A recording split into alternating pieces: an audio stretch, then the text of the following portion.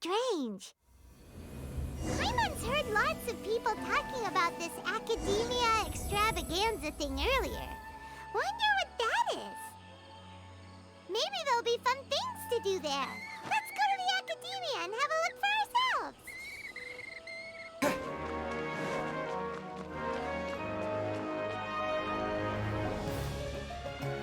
A moment, if you would.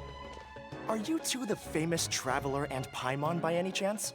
We sure are! And who are you? My name is Wikas, a member of the Akademiya Extravaganza Planning Committee.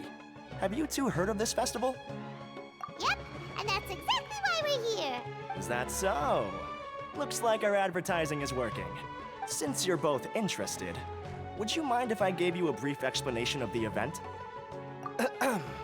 So, the Akademiya Extravaganza is a grand event run by the Akademiya with a long and storied history. To be precise, it can be divided into the Wisdom Gala and the Inter-Darshan Championship. The gala is held annually. During this time, all 6 Darshans will set up booths throughout the city and host guests to showcase the most fascinating aspects of their school, and thus increase their influence. On the other hand, the championship is held once every 4 years. Each Darshan will send a representative to vie for the position of Grand Champion. This year, the gala is being held alongside the championship, so the mood in the city is, as they say, at an unprecedented fever pitch. Got it! Cool! Thanks a bunch for the detailed explanation! You're most welcome. Answering questions regarding the Akademiya Extravaganza is my job. And I actually do have something I would like to ask the two of you. Huh? Need our help with something? Well, let me begin by saying that this year's Akademiya Extravaganza is of utmost importance to us. Lesser Lord Kusanali and the sages came up with a plan for the Akademiya to recruit talented people from the desert starting next year. As such, we've invited a great number of desert dwellers to take part in this festival, so they can hopefully experience the Akademiya's atmosphere ahead of time. I've heard that the two of you are famous across both the rainforest and desert. With your participation, especially in the Inter-Darshan Championship, more people will definitely come to appreciate the festival. Exactly! Or do you mean you want us to join a Darshan? But then we would have to deal with exams and essays and stuff like that. No need to worry. The championship participants have already been selected. I mean to invite the two of you as guest commentators. Your job will be to observe and record every part of the competition. There's no pressure. Just follow each match and enjoy the festival. Aside from that, we'll also prepare some compensation for your efforts. We won't have you working for free. That kinda sounds like a sweet deal. What do you think? Yes, 2 others in fact. Their responsibilities will be somewhat different from yours. One of our organizers will explain the details to you later at the main venue. So, how about it? Would you like to take this commission? Wow, having fun while getting paid? This sounds awesome! The main event venue is at the outskirts of the Citadel of Regzar, and the organizer you're looking for is Karina. Tell her the situation and she'll get you set up. The championship is going to begin soon. I wish you a good experience serving as commentators. If you have any doubts, come find me anytime. Alrighty, off we go!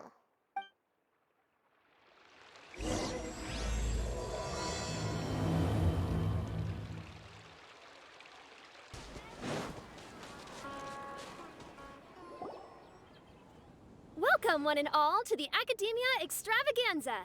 Now then, allow me to reveal the prizes for this iteration of the Inter-Darshan Championship. Fabulous monetary rewards, research funds, a limited edition Genius Invocation TCG card, and the right to wear the Diadem of Knowledge. I believe that I need not elaborate as to how this is a symbol of great honor. She should be Karina, right? Looks like she's in the middle of something. Let's wait till she's less busy, then go introduce ourselves. The Diadem of Knowledge. What a perfect work of art. Every time I see it, I feel like I'm losing myself in its beauty. The one who proves fit to wear it must be a rare genius indeed. I believe that most of you have already seen the Diadem of Knowledge or have heard tales about it. 20 years ago, a researcher named Sachin bought it for a large sum of mora before donating it to the Akademiya. The generous championship prizes are also sourced from his sponsorship. Before we begin, allow me to express our gratitude to this researcher, who cannot be with us right now.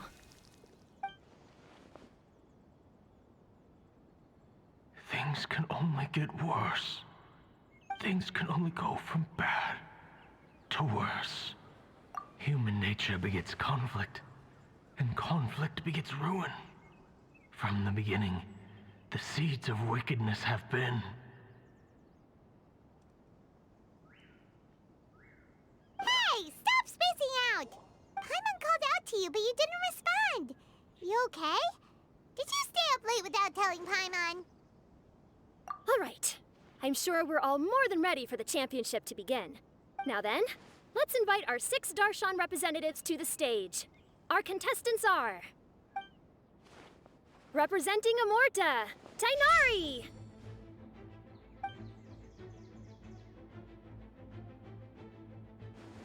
Representing Spontamod, Sino!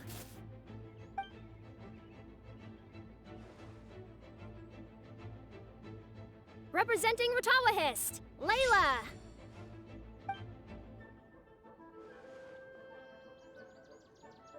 Representing Haravatat, Farazan!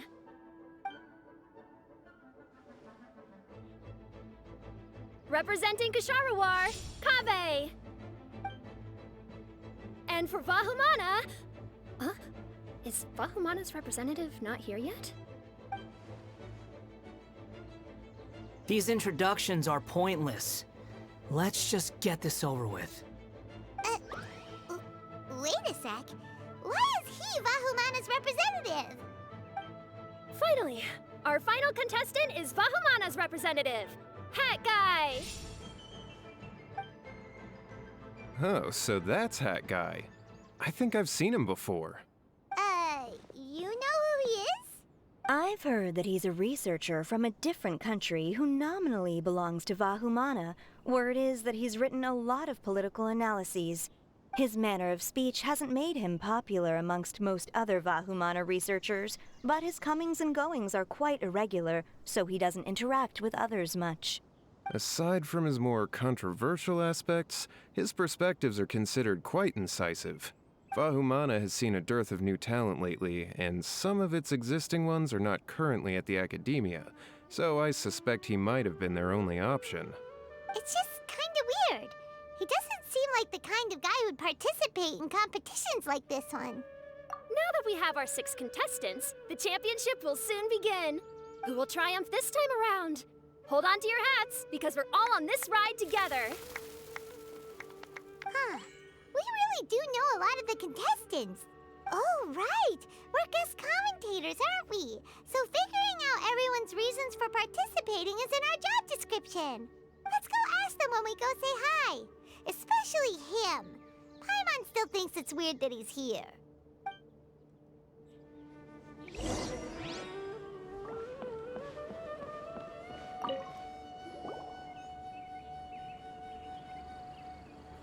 We meet again, you two. Hey, Tainari. We came here to check out this extravaganza event, and then they invited us to be guest commentators. Is that so? I heard that there would be guest commentators recording the proceedings with cameras, but I didn't expect they'd be you two. It's a pleasant surprise that you're visiting Sumeru again while I'm still on leave.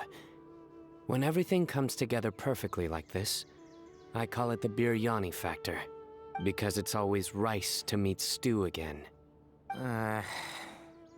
So, Tainari, you're representing Amurta, and Sino is representing Spontamod. But haven't you both already graduated? Can alumni also take part in a competition? I had wondered the same thing. When I was told the news, I was actually more shocked than you are now.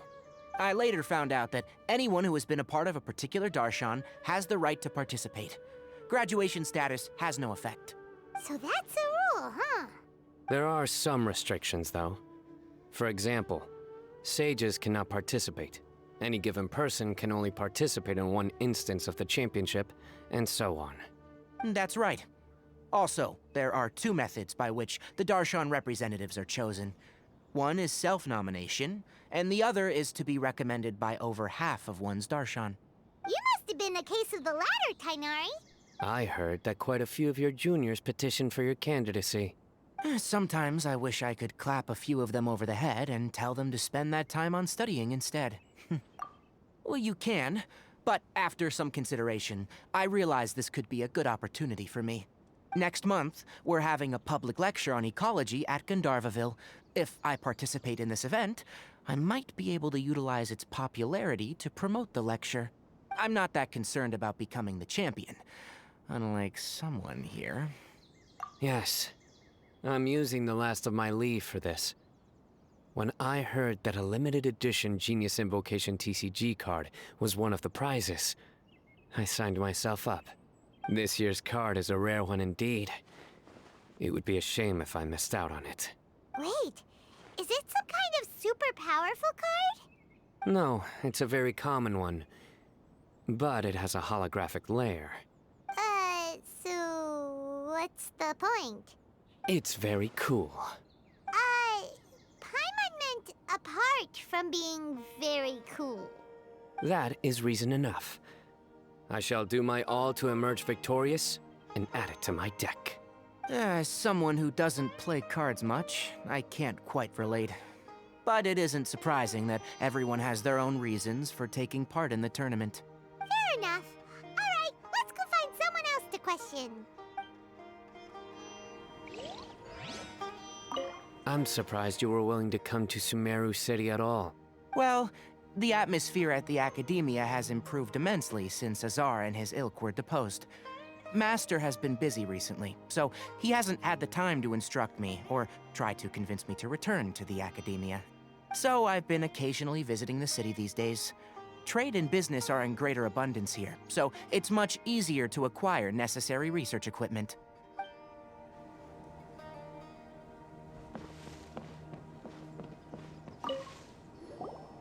Kaveh! Farzan! Layla! Huh? Oh, it's you. Why are you here? We're here as specially invited guest commentators. Our job is to record what happens during the competition. Is that so? In that case, I'll have to trouble you to catch the moment of my triumph on camera. Remember to shoot from behind at a lower angle. You know, to capture a seniors class.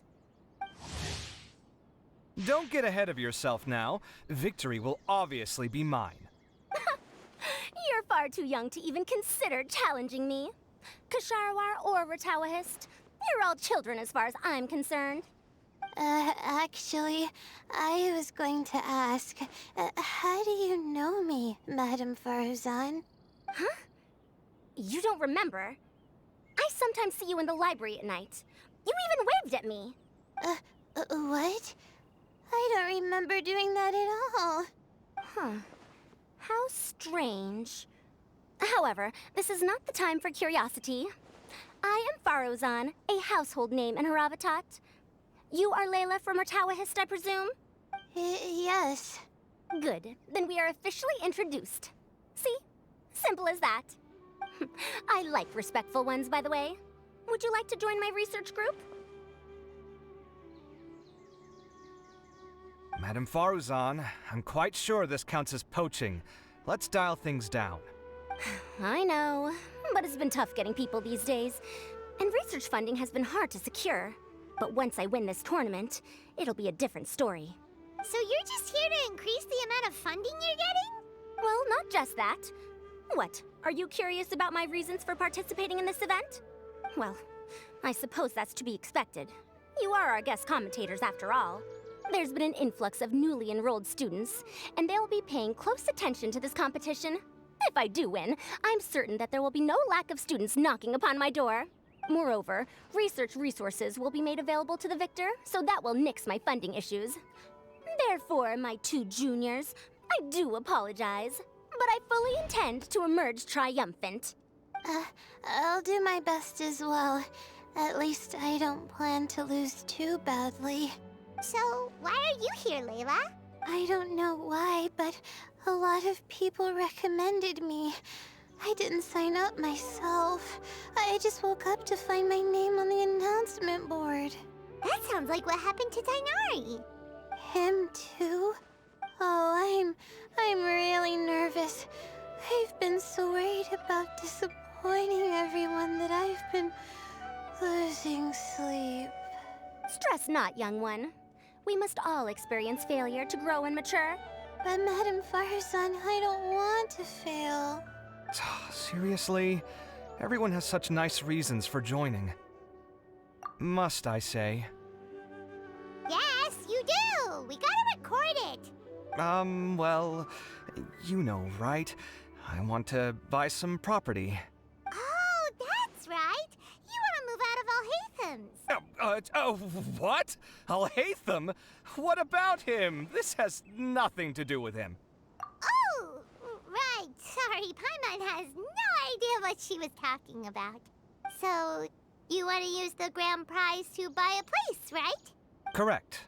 Also, my father took part in the Interdarshan Championship when I was young, but he didn't win. Once I do, the right to wear that diadem will be mine. In a way, I'll be helping my father fulfill a dream of his. That's not a bad reason at all. You have ambition, youngster. Although your chances with me here aren't great, I believe your father would be most proud if the diadem of knowledge were bestowed upon you. Not that he'll have the chance to celebrate. My father passed away many years ago. They say he ran into quicksand while traveling in the desert. For you to have experienced such a thing, that must have been tough for you. It's all in the past now, and life goes on, doesn't it? Let's change topics. I don't want to bring the mood down. All right. Earlier, you said that you want to use the prize Mora to purchase a home. Where do you live now? Do you live alone? Well... I also heard you mention Alhaitham just a moment ago. Isn't he also from Haravatat? Are you two hiding something from me? No, of course not! Why would you think that? Paimon's definitely not involved either! We're gonna go interview other contestants now. Bye! You know, I was just thinking, how did the two of you meet? I was wrestling with a particularly tricky problem, and she happened to pass by while I was puzzling over it at the House of Dana. She then proceeded to provide some comments. Provide some comments? I was bestowing instruction. In truth, I have no intention of solving Ksharowar's problems for them. But I decided that this youngster seemed to have a decent attitude, and so we had a good chat. But ultimately, I am a Haravatat scholar, so please come to me with questions about linguistics next time.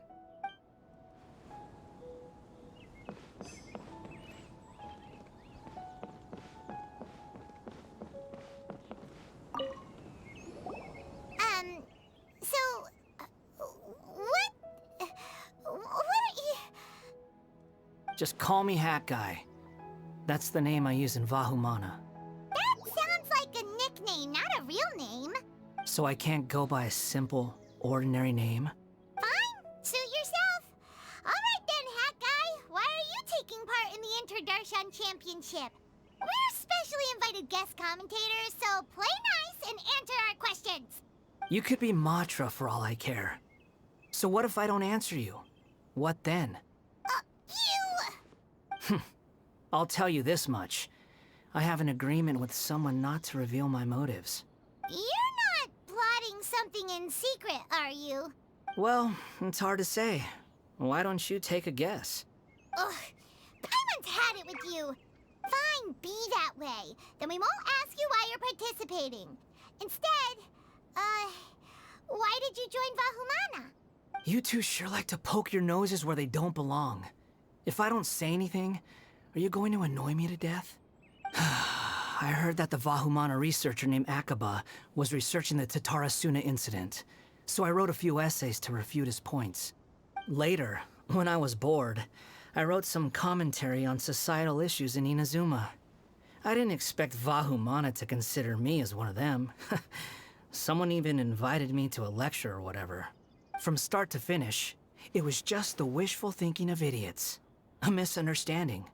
There's your answer. Simple. But when Lesser Lord Kusanali heard about this, she went out of her way to get me registered in Vahumana. She used the name Hat Guy. Enough chit-chat. You're better off wasting your time with the other contestants. Someone's about to get very unlucky. Wanna guess who? How is anyone supposed to relax with you around? We've got to stay alert and keep a close eye on him. Looks like Karina's got a moment now. Let's go chat with her. Enjoy the Inter-Darshan Championship. This will be one to remember, I'm sure.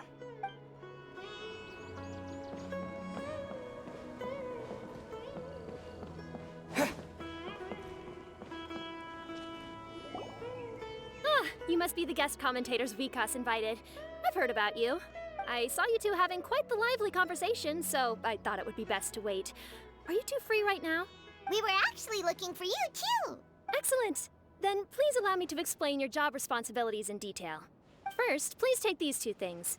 The first item is a custom camera from the Akademiya. Please use it to record the competition as it unfolds. The second is an event-specific locator that will flag all participants' locations. It will also sound when one of them completes an objective. Wow! What a convenient little thing! Aside from you two, there are two other commentators. However, they will remain by the commentators area and will not be following the contestants in real time. Speaking of which, you probably know them. Alhaitham and Nilu.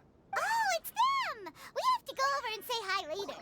Well, don't let me keep you, unless you have any questions for me. Why do you ask? Really? I didn't see any such person.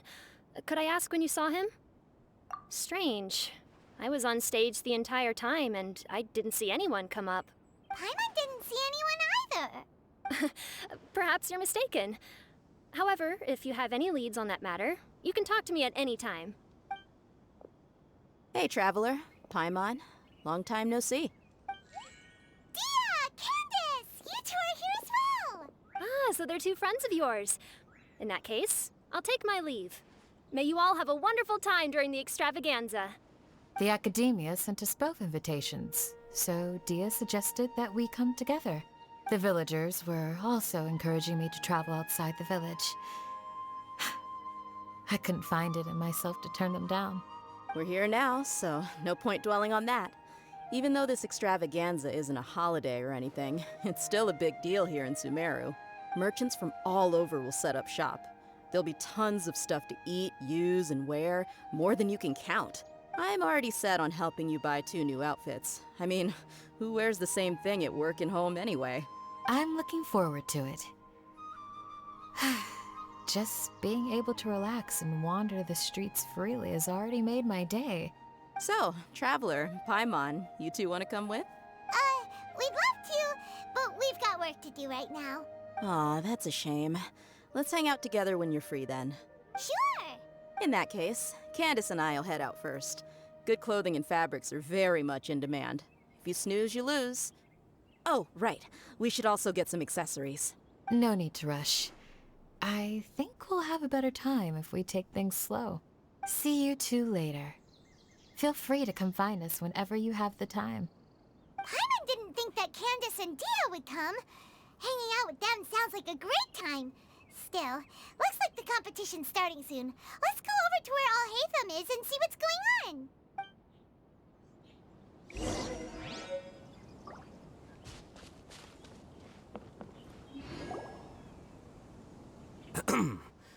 I will now announce the rules for the first round of the competition. Please listen carefully. During the opening ceremony, Akademiya staff released several cages of butterflies, and many of them are now fluttering within Sumeru City. Amongst these butterflies, 3 of them will be special swift flies. They have a different appearance and also fly a little faster. Your objective this round is to find a swift fly and bring it to me. 3 points will be awarded to the first participant to return, 2 to the second, and 1 point to the third. That is all for the first round. Should you require clarification on anything, please ask any of the other staff. Alhaitham's all business all the time, huh? That said, how did he get picked to be a commentator? Paimon's kinda curious. Finding 3 specific butterflies in a place as large as Sumeru City sounds rather improbable. If these swift flies behave anything like regular butterflies... I'm off. It will take some time to search every corner of Sumeru City. Huh? You're going just like that? A champion walks the road to victory. My dear Kasharawar Jr., I have a plan. How about some cooperation between you and me? Cooperation? Looks like everyone's got their own plans for this, Tuffy. We're supposed to go on stage next, right? Let's wait and see everyone's reactions first. Huh? Wait a minute. Look, he seems to be observing the other contestants just like we are. We were right not to let our guard down. Do you remember those things we made previously? Huh? You mean... It's time for them to shine.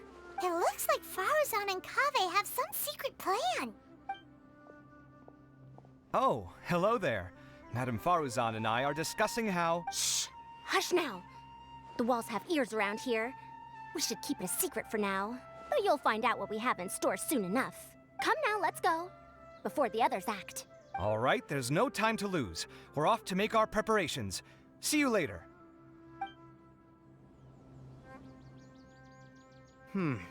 This is basically what I'll need. Do you think you'll have any difficulties? I have most of the reagents with me, and I can buy the rest. Kale, you're here too! Kainari, you have a master plan ready? My hypothesis is that the Swiftfly's morphological variations won't significantly affect their fundamental nature. So I'm planning on using this to lure them out. Of course, I could be wrong. Every mutation opens the door to new possibilities, especially when they are artificially introduced. Details will have to wait until after the post-experimental analysis. For now, Kale and I are going to buy some reagents for our experiment. All right, well, see you later. Okay, see ya!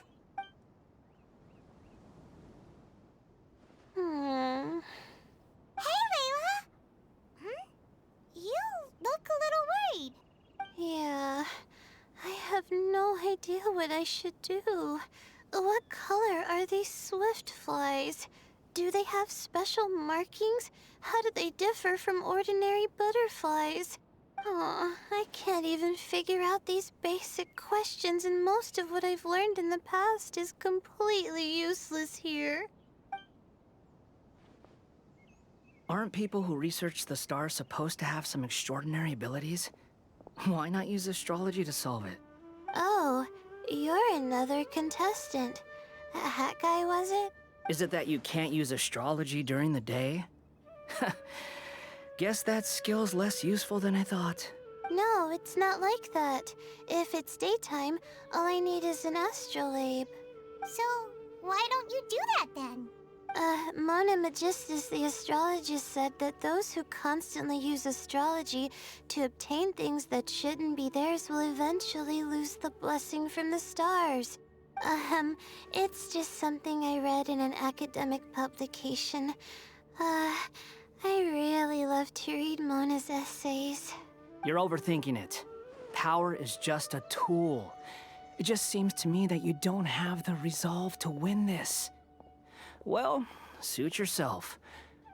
Wallow in your immature ideals if you like. Hey! Seriously? Just walking off after saying a bunch of mean stuff like that? Did I say something wrong just now? Thank you so much. I've made up my mind not to use astrology for this. I think I'll just try my luck in the city. To be honest, I've always been pretty good at observation, and if I'm fortunate, I might be able to find that special butterfly species. Lord Cyno seems to have found a swiftfly. Come on, let's go check it out. Really? Where? The butterfly flew up high, and he's chasing it now. Oh, no time to lose. Let's go see. As expected of Cyno. Actually, shouldn't you two go have a look as well? The moment when he catches the butterfly will likely be one worth recording after all. I'll head into the city shortly to start my own search. I'll see you later. Alright, in that case, let's go see Cyno first, and then we can check on what everyone else is up to.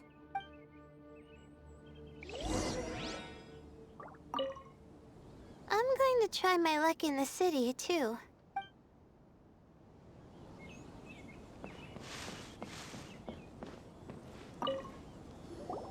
I didn't expect that you would be invited as well. Neither did we.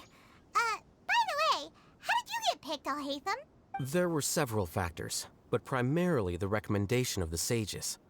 I suppose they assumed that I'd have the free time for this job after resigning as acting Grand Sage. That said, they'd probably claim that my calm demeanor would help maintain fairness in the competition. Sounds like you've got a lot on your plate. Not really. The job itself is quite simple and effortless. This is my first time commentating for such a competition. I'm feeling kinda nervous. Nilu, how did you get picked to be a guest commentator? The staff said that spectators would be less inclined to come if the contestants and commentators were all from the Akademiya. I don't quite understand it, but I'm happy that we're able to all meet again. We found you, Sino! Oh, wait, is that a Swiftfly? Stay put. Don't move. He caught it! Huh? Sino, what's wrong? This isn't what I'm looking for. It's a... Finally, I made it. I heard that you caught a Swiftfly, Sino. Mind letting me see what it looks like? Hold on. Isn't this the mechanical bait that I released earlier? Why would you catch that instead of a Swiftfly? Wait a minute.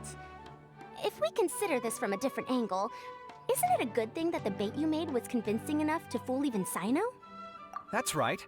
During a previous interior design project, I felt that the artificial flowers on a wall were a little bland, so I decided on placing a few moving mechanical butterflies to add some pizzazz.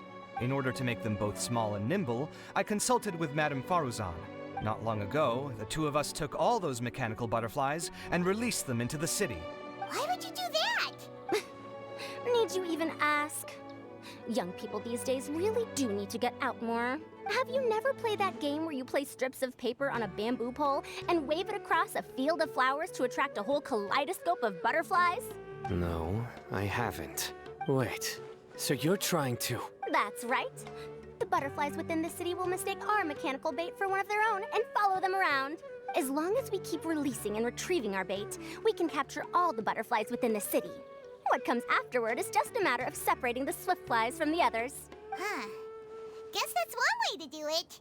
Do not underestimate the wisdom of your elders. I had already thought of this method the moment the round's rules were announced. Of course, we also owe much to this fine junior of mine here for making such lifelike butterflies. It seems that Kasharawar has not quite declined as far as I had thought in recent years. Their teaching skills at least seem to be intact. Well, I just stuck to what I do best. The idea was yours. No need to be so polite. Once we capture all these butterflies, we shall split the points for this round. Look, one of them is returning now. Huh? Wait a moment. Are my eyes deceiving me? Why don't I see any butterflies behind it? That's because there are none. Seems like your plan has hit a snag. Looks like the match continues. I'll be looking elsewhere. Huh. Strange. Has something else diverted their attention? Come, let's search in the direction the bait returned from. We'll go have a look too.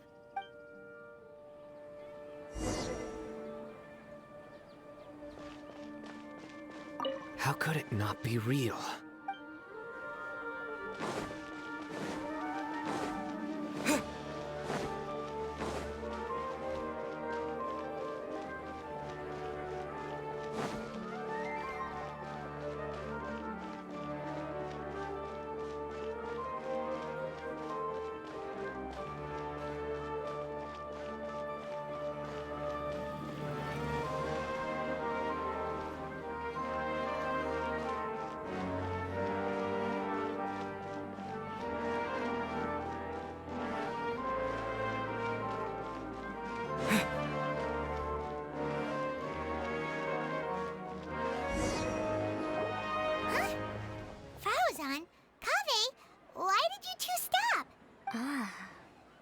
So it was the Morta boy. Tainari! Fascinating, isn't it? The butterflies have all congregated here due to a special incense that I used. I infused it with 3 different types of honey, and the butterflies, following the fragrance, have gathered around me. Butterflies must have really sharp noses then. Wait, Do they even have noses? I've never seen one. They do not, in fact, and their vision isn't stellar either. However, they can use their antennae to distinguish between scents, and their olfactory senses are generally quite advanced, allowing them to detect floral fragrances from great distances. Oh, so that's how it is.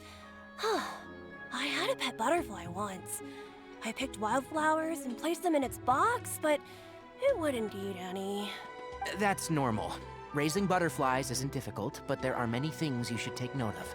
Appropriate temperature, sufficient air, and a spacious environment are examples of such considerations. You must also ensure that the food you've chosen suits their palate. Most importantly, you must curb your curiosity and avoid disturbing them while they rest. Otherwise, they may become stressed. Sorry. I liked to poke at its wings at the time. Humans tend to rear many creatures due to their aesthetic value, but not all are suited to such a process. Caring for living beings is hard work. Impulse alone is insufficient. Some prerequisite knowledge is always required. You sure do know a lot. I have a question too. I bought a scarab not long ago and it hasn't seemed very active. Can you help me figure out why? I'd like to keep a dustbird as a pet. What are some key points I should consider? Is it possible to keep a Rishbalin tiger as a pet? All right, it seems like you all have a great deal of questions. But I am in the middle of the Inter-Darshan Championship at the moment, so I'm afraid I can't answer them all now. Let me propose an alternative. Next month, there will be a biology lecture at Gandharvaville, and I will be sharing some interesting insights on living organisms there. If you're interested, you can attend that lecture, and if you should have any questions, just prepare them ahead of time. I'll answer questions after I finish speaking. All right, I'll be there. Of course, please try to ask more rational questions. For example, whether you can raise a Rishbalin tiger as a pet or not is mainly dependent on whether you can overcome one in a fight. Looks like Tainari's science lecture will draw quite a crowd. Huh? Oh. Was I listening in for that long? Seems Kale's master does live up to his title as a teacher. Madam Faruzan, I've had a look around. Nearly all the butterflies in this area have been attracted by the incense. However, we can cast our bait further away to avoid this area. All right, then let's get moving. We shan't let all the butterflies get away from us if we can help it. Seems like the competition's really heating up. Let's go see how the other contestants are doing.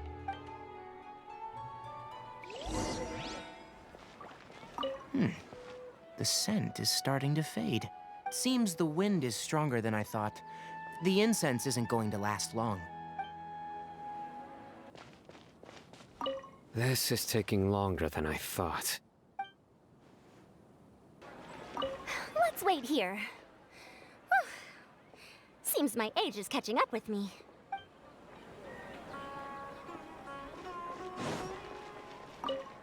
Please lead the Swiftflies back here.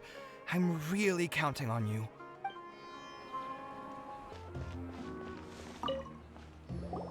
What brings you two here? Huh? You're here having coffee? Aren't you supposed to be a contestant? Is there really any need for me to take part while everyone's running around like it's some sort of carnival? Don't worry. I'll get involved once things actually get serious.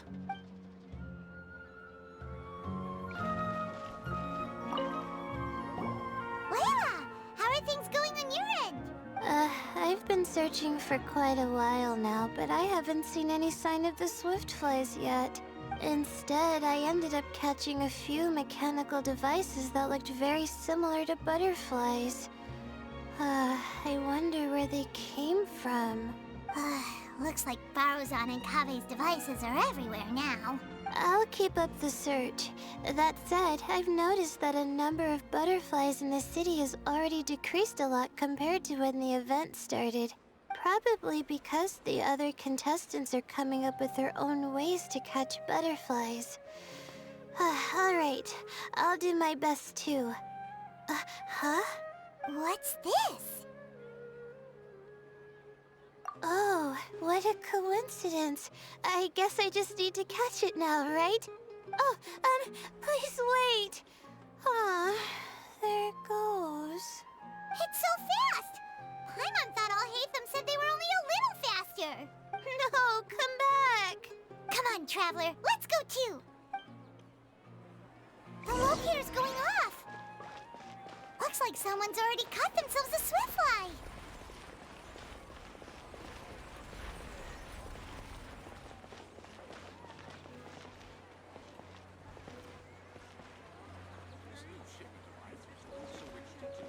The locator's going off again! So, someone else finished too? That would mean that the one Layla's chasing is the last Swiftfly.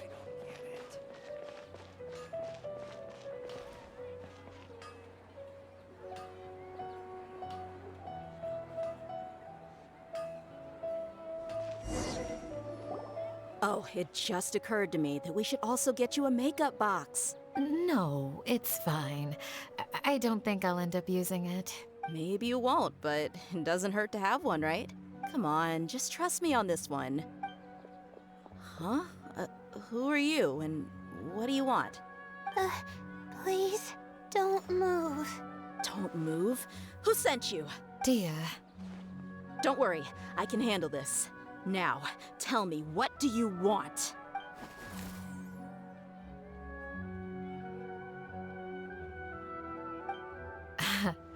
I believe she's looking for this.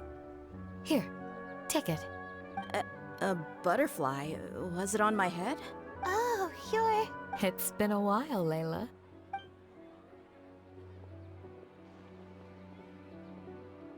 A friend of yours? Oh, so she must be the one you were telling me about. Huh? You two know each other? Oh yeah, it has been some time. The first time I ever woke up after sleepwalking, I somehow found myself in our village. Candace was the one who took care of me then. That's right. She didn't look well, so I gave her something to eat. She said a lot of complicated things about astrology, the night sky, the stars. Not sure I understood it all, but it sounded pretty enchanting. Right. Do you still want this butterfly? It seems like you were chasing it all the way here. It's of little use to me, but if you don't want it, I can release it. Just let her have it. It's no big deal. The Swiftfly was flying so fast, but you were able to catch it like it was nothing, Candace. Oh, it didn't seem that quick, really. I was actually worried that I would injure it. But I'm glad that didn't happen. Anyway, sorry about the butterfly thing. With the way you suddenly came running over like that, I thought you were hired to take us out or something. Huh. On second thought, I guess I've never seen an assassin that looks tired with dark bags around their eyes. Oh, you must be taking part in the championship. Take it from me. Don't let it stop you from getting some rest. I'll do what I can. Thank you. We'll be on our way then. See you later. Alrighty, let's bring the Swiftfly back together with Layla.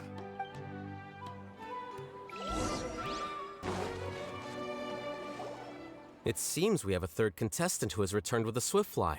With that, the first round has come to an end. I anticipate that all of you will keep up the effort for the second round. Dismissed. Your closing statement sounded so... how do I put it? Decisive? Well, you could certainly stand to try being more decisive, Nilu. It would help you live more freely. Hang on a second. Who were the first two contestants with Swiftflies? Tighnari was first, and as for the second, it's being discussed right now. Hey, Alhaitham, I think I've come up with a good idea. Second place gets 2 points, right? Can't Madame Faruzan and I split the points between us? Quite the imagination you have there. I've read the championship handbook from cover to cover, and I never saw any rule which permits that. Then we can just add a rule. Do you really think I'd do that? Oh, come on, you're not going to stand in the way of my victory, are you? Well, you're free to send the organizing committee an application outlining your naive proposal. They'll get back to you within 3 working days. 3 working days? It'll be too late by then. Unfortunately for you, even dreaming is gonna cost you. Ah, Paimon gets it now. Kaveh and Faruzan found the second Swiftfly together, but the rules say that only one person can get the points. Oh well, the rules are the rules.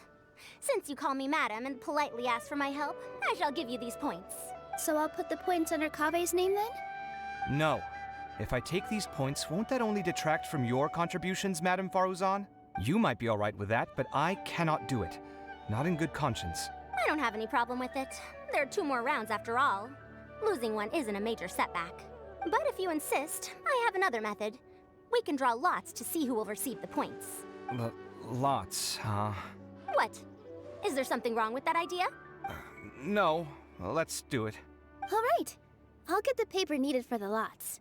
Give me a moment.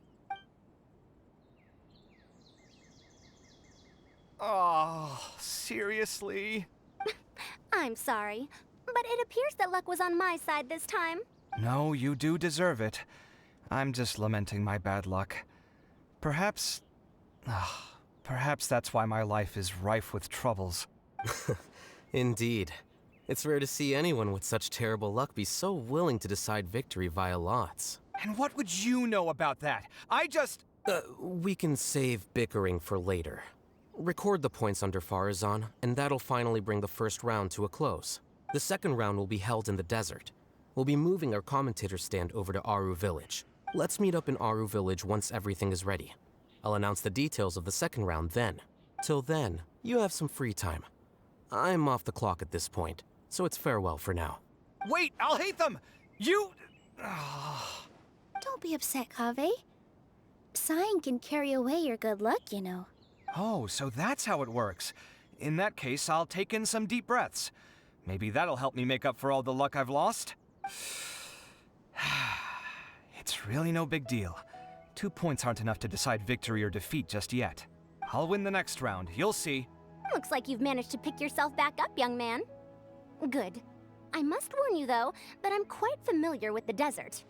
You'll have to try your best if you don't want to lose. I'm no stranger to the desert either. I'll be fine. All right then, that's enough chit-chat for now. I'm going to check the area out. So the current standings are Tainari in first place, Faruzan in second, and Layla in third. Ugh. Guess we should also take a nice break before the next round starts. But where should we go first? Why, you two look a little lost. If you're not sure where to start enjoying the Akademiya Extravaganza, then may I suggest that you have a chat with our boss? Your boss? Who's that? Do we know them?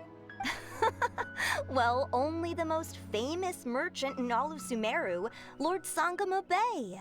Oh, you mean Dory! Precisely. Our boss sent me to inform you two that she'll be waiting for you at Sumeru City's North Gate.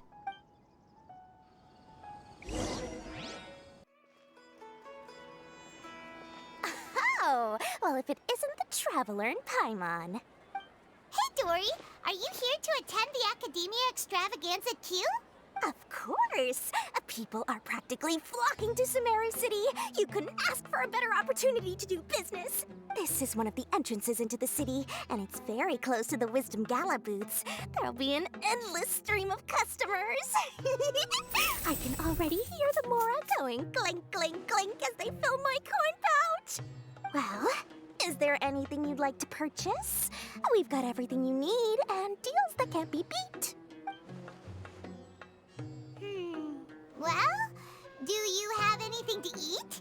Oh, wait, we're celebrating the extravaganza and you're only thinking of eating...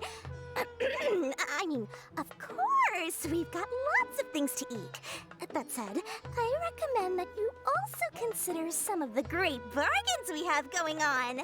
The Wisdom Gala is about to begin, and once it starts, each of the Darshans will prepare a small challenge for everyone. And just between us, I have some super booster supplements for sale. Eat just one to boost both your strength and dexterity for a short time, allowing you to overcome any challenge. No thanks, we'll pass. These little challenges are gonna be a cinch for the two of us. Just you watch. Anyway, Paimon just wants something to eat, please.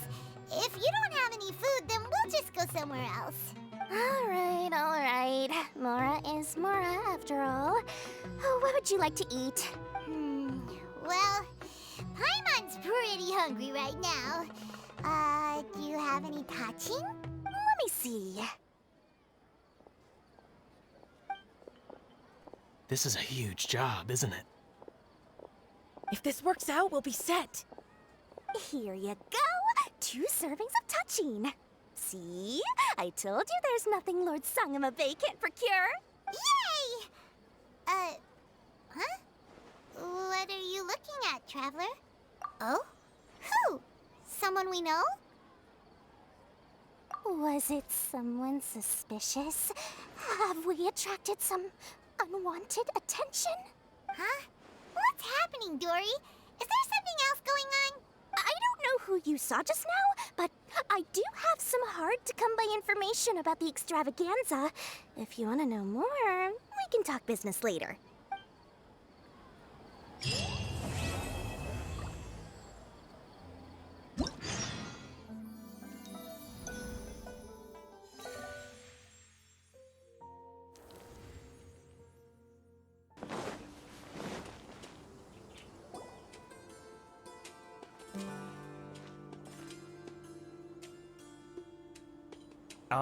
Is it me, or are the bags under your eyes even darker than during the last round?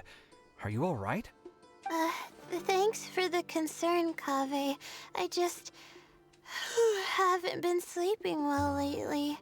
Even though I try to fall asleep, I can't get the championship out of my head.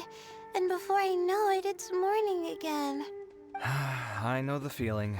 That happens to me too when I'm agonizing over my blueprints. Do you have any tips for dealing with that? To be honest with you, no. You could say there are many things that don't have a quick fix and can only be endured. I suppose you can think of it as something akin to an illness. Sometimes there's no effective cure, so you just have to let things run their course. I don't know what's stressing you out, but I can feel all the anxiety and pressure coming from you. The next round's about to start, so chin up and do your best. Oh, okay. You do your best too. Looks like everyone's here. I will now explain the second round to you all.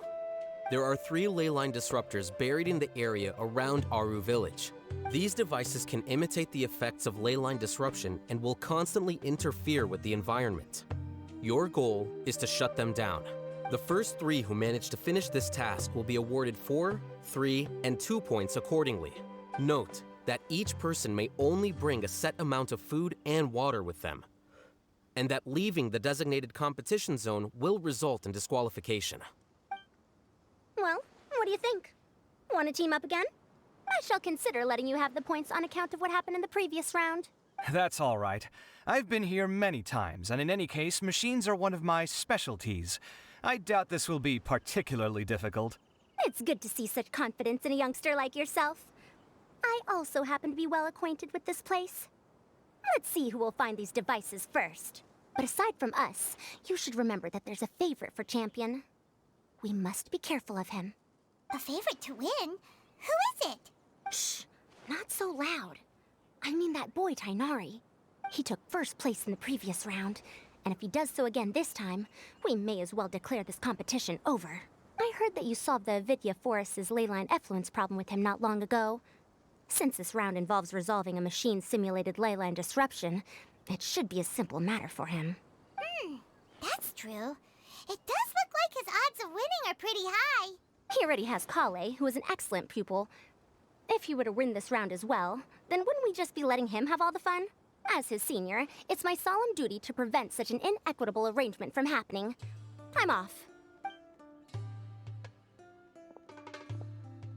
I'll get going as well. See you later. How are you feeling? I think I'm okay, but I'll take things slowly for now. Is this all the water we're getting?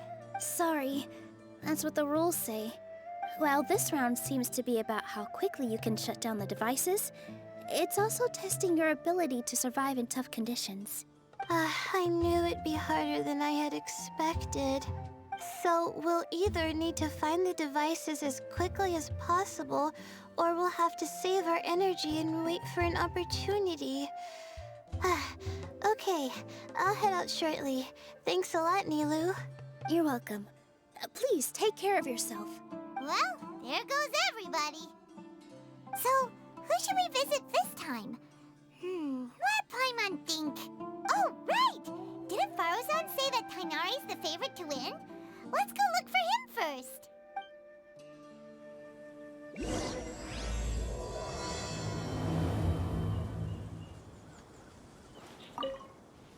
Now that the round's begun, who do you think will win, Alhaitham? The ones who find the disruptors will win. Well, yes. But aren't you just repeating the rules?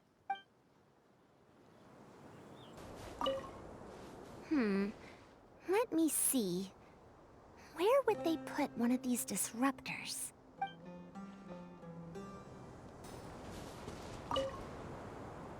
A desert fox? Why would there be desert foxes here? Oh, whoa! Stop biting my clothes! Hey!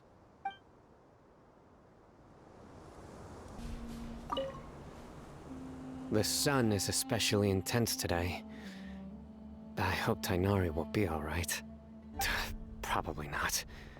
I should go check on him.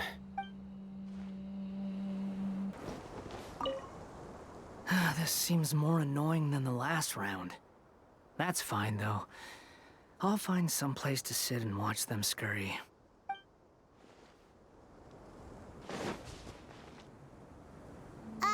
Hey, Tainari?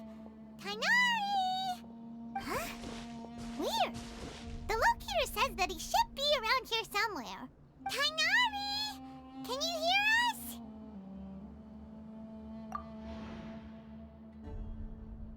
You're right! Huh? Oh no, it looks like he's fainted! We have to help him! Tainari, are you okay? It's so hot. Oh, so you passed out because of the heat? Are you not used to getting around in the desert? That's right. I usually bring lots of water when I go to the desert, precisely to avoid this situation. I went through all my water very quickly, and with the effects of the disturbed ley lines, I started feeling dizzy. My ancestors, the Veluka Shuna, were originally from the desert. But I guess this is what happens when a species migrates. They become intolerant of their original environment. This isn't the time for a history lesson. Let's get you some water. Humans. Such fragile beings. Your bodies can't even survive extreme changes in the environment. Here, take this. Let him drink it.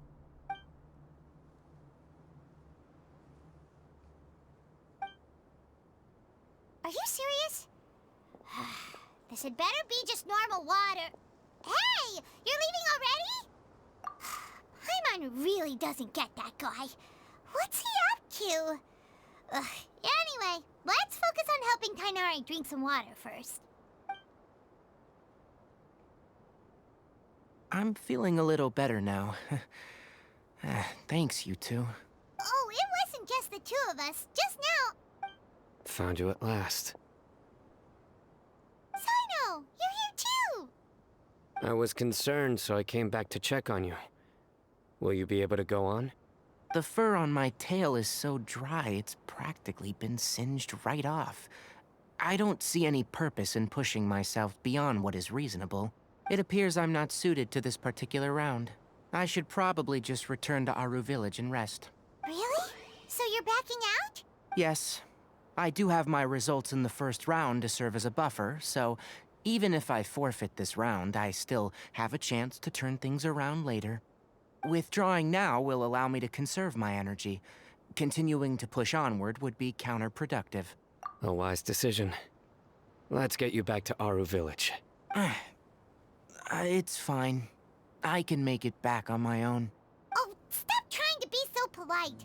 Come on, we'll help you back to Aru Village.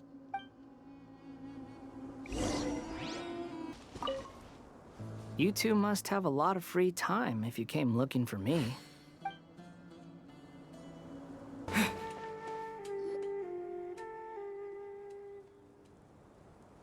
How are you feeling now, Tainari?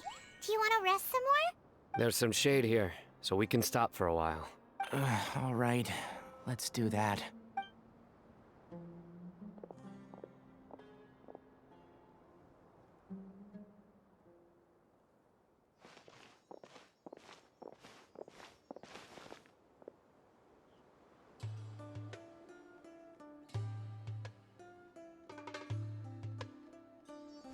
Cyno and Tighnari.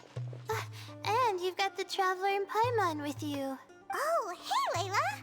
Yeah, the sun was too strong, so I decided to take cover here for a while. What about you? Are you all done already? Unfortunately not. I'm not quite as capable as I thought. I intend to withdraw from this round. Cyno and the Traveler are escorting me back to Aru Village. Withdraw? Can you even do that? I believe the rules do provide for such a situation. Alhaitham did say that the act of leaving the competition grounds would result in disqualification from the round. Didn't I ask you if you were all right before this? If you had just decided to withdraw then, you wouldn't have had to suffer. Well, I had to try, didn't I? So I tried, and it didn't work out. And now I'm backing out while I can. When I get back, I'm definitely going to make a batch of sun-resistant oil. Next time I venture into the desert, I'll be prepared. By the way, you're Layla, aren't you? You don't look very well yourself. Will you be all right? I did feel a little faint when I first entered the desert, but I feel a lot better after resting here for a while. Be careful not to push yourself too hard. Don't worry. I'm just... Feeling the pressure? You can tell? Your expression is similar to the ones I see on criminals' faces when I interrogate them. To tell you the truth, I'm still not sure whether I have what it takes to represent the Ratawahis Darshan in the championship.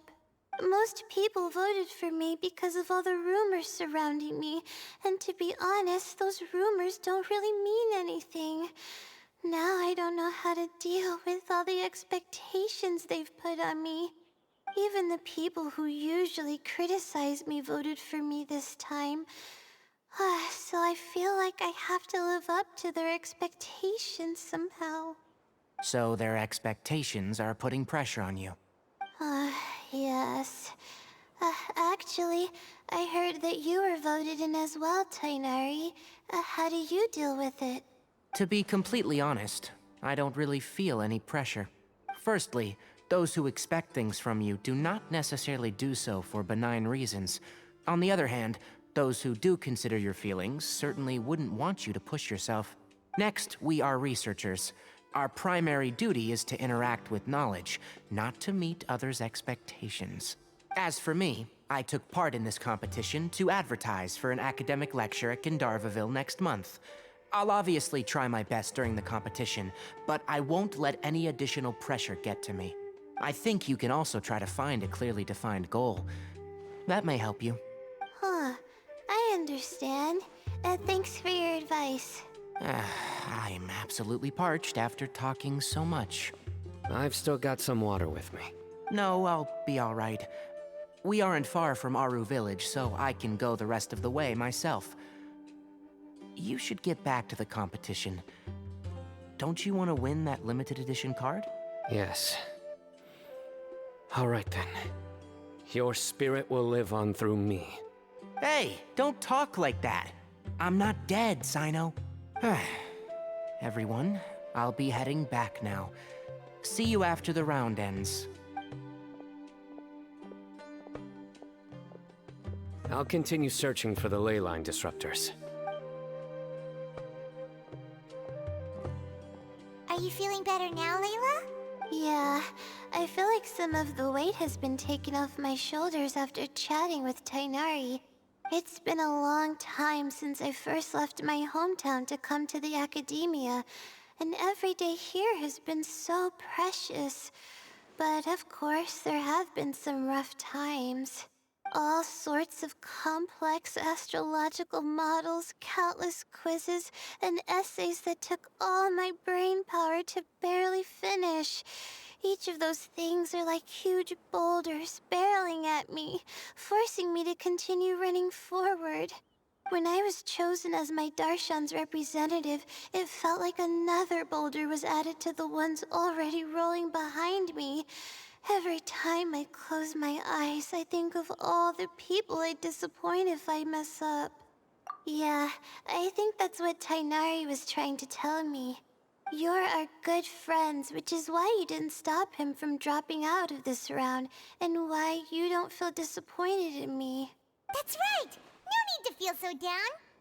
That said, he did also say that he hopes I could have more concrete goals for taking part in this competition. I don't have any now, but I'll give that some thought. Anyway, I won't take up any more of your time. You still have to record the other contestants' progress, don't you? Perhaps they've had some breakthroughs while we've been chatting. True. We should go look for the others. Now, who's left? Tainari's dropped out for the round, and we just saw Sino. You could go see how Madame Farozan's doing. I've heard that she's quite knowledgeable about the desert, so she's probably made some progress by now. Okay, let's go look for Farozan.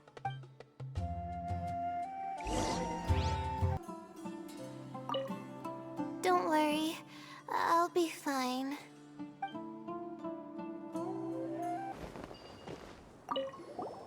Looks like someone's taking it easy. You should be thrilled that I have nothing to do. Otherwise, that means someone's in for a very, very bad day. But if you don't get any points this round, you won't have a shot at winning. It's not like I care about winning or clout. Really, the real prize for me is watching all these people fight over something so useless. Oh, you reminded me of something. There shouldn't be any more incidents after this round. If you'll excuse me, I have somewhere to be.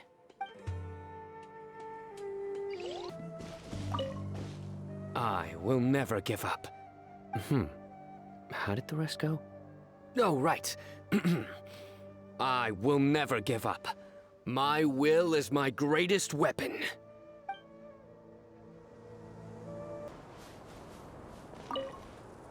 There's another one.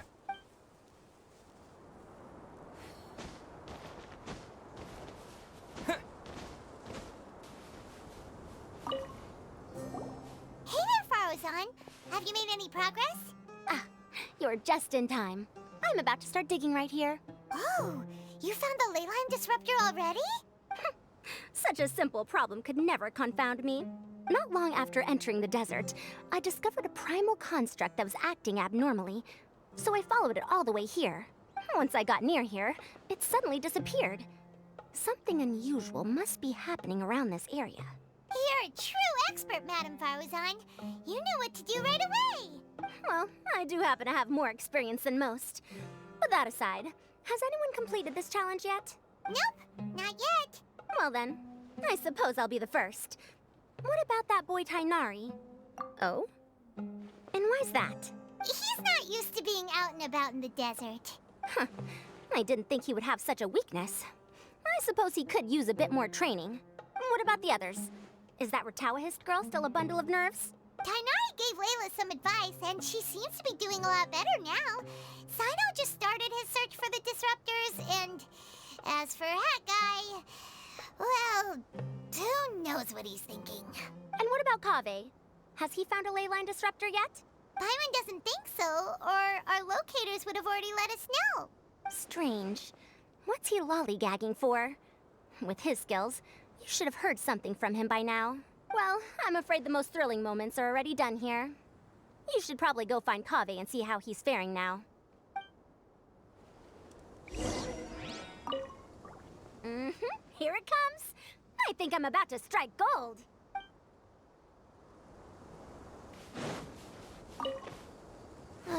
I think I'll start by doing a loop around the competition zone.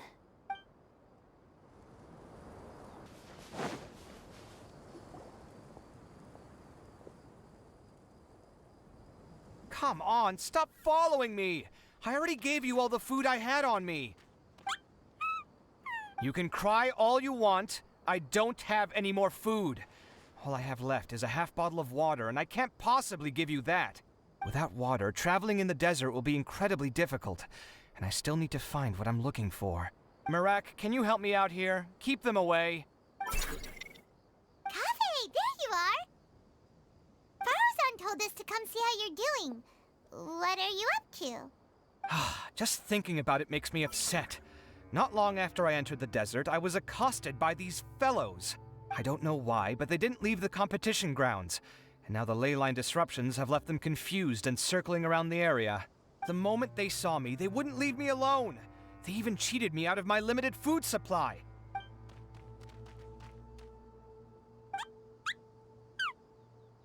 Hey, didn't I ask you to keep them away? Kaveh, is this flying metal thingy yours? That's right. This is my toolbox, Merak. Your toolbox? Huh. It seems pretty fancy. Hey there! Can you understand us? Sometimes I need to carry things when I go out, so it's handy to have a portable toolbox. Well, this definitely doesn't look like an ordinary toolbox, that's for sure. It's a long story. When I was working in the desert, I ran into a merchant group who had a machine core they excavated from some tomb. It was clearly from King Deshret's civilization. His technology still isn't fully understood, and Kasharawar has many different opinions on this topic. Our current theories cannot explain such mysteries. Upon seeing such a rare, complete specimen before me, I forked over all the mora on my person to purchase it. Some time back, I wanted to make an automated case that could store my offloaded items. With that core, I created Merak. It can't understand commands that are too complex, but it can serve as my assistant and help me with things like mapping and surveying. Most importantly, it can't talk, so it can't give me any attitude. Oh, yes. Thanks for helping hide the fact that I live at Alhatham's place earlier. Sorry. I hope this season of my life ends soon, so I can get things back on track. Things just started going downhill at some point. Maybe it all started when my mom remarried and left for Fontaine. Or maybe it all started when I spoke to Alhatham in the library. Or maybe it's because constructing the Palace of Alcazar's burned through my funds. I'm still paying off the debt from that one. Oh, when's this going to end? Now that I think about it, I guess we're all unlucky here. It's not like any of you asked to be trapped in a ley line disruption. Okay, let me get you all out. Kaveh, aren't you going to look for the ley line disruptors? Yes, but I can't just leave them here, can I? Oh, forget it. The more I think about this, the more I feel a headache coming on. I'll get back to searching once I get them out of here. Time's a-wasting. I'm off. Kaveh looks like he's conflicted. He really wants to win, but he can't ignore those he wants to help. Paimon's always felt like he's the type who easily gets himself into tough spots. Paimon doesn't mean this in an insulting way, but he seems like the kind of guy who'd be really easy to take advantage of. Whoa, someone's done already! Paimon also wants to know. Let's go back and ask Alhatham.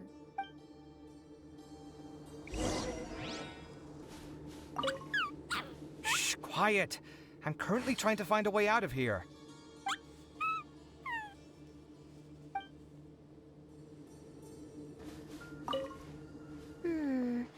There's a few things that seem a little off about this place. Let me collect my thoughts for a second.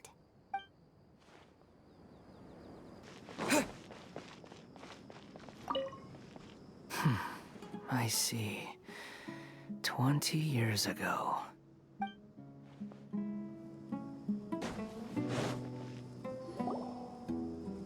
Verification complete. Congratulations on being this round's first winner, Sino. Ooh, so Sino was the quickest. I am from Spontamod, after all. We know a lot about ley lines, so finding a disruptor was never going to be particularly difficult for me. Since the Traveler and Paimon also happen to be here, do you have anything you want to say? Anything I want to say? My friend couldn't continue on, so failure was never an option. The bonds of yesterday will forge the road to tomorrow. With the ties of friendship that bind us, I won't lose to anyone. That's a line from King of Invocations, one of my favorite works, and it sums up my thoughts right now. wasn't here, or else he'd give Sino a good smack right about now.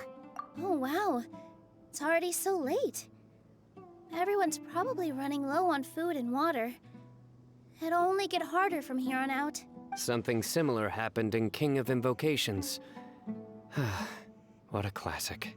Any thoughts on that, Alhaitham? I have no thoughts regarding King of Invocations. Milu obviously wasn't asking about that. Deserts are much more dangerous at night, so this competition should be nearing its end. At the moment, only Farazan, Layla, and Kaveh remain. I wonder who the next person to find a disruptor will be. Wait, only 3 people are left? Tighnari forfeited, and Sino's already done. What about Hat Guy? He also forfeited not long ago. Ugh, Paimon can't understand what he's thinking at all. But, like Alhaitham said, this round's almost over.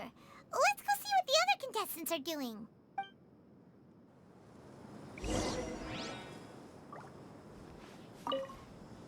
Things are really heating up now. You can feel the contestants' passion too, can't you, Alhaitham? Compared to the abstraction of human emotions, the desert heat is easier to intuit. Tighnari made the right decision to forfeit.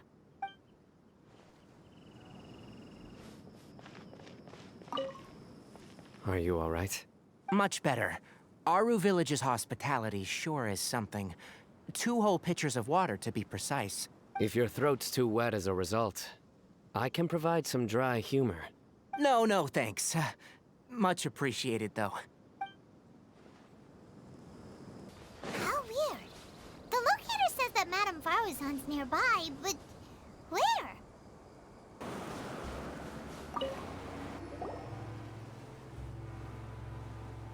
Hello again.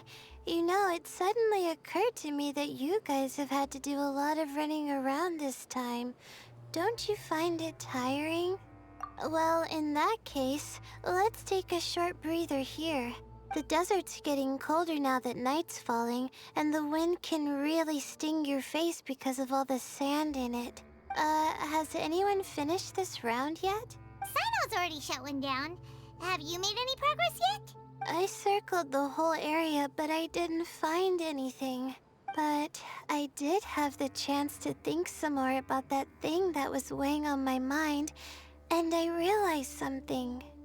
Well, my fellow Retawahist members must have all put my name forward for different reasons, and maybe a lot of them only picked me because they wanted to watch me make a fool of myself.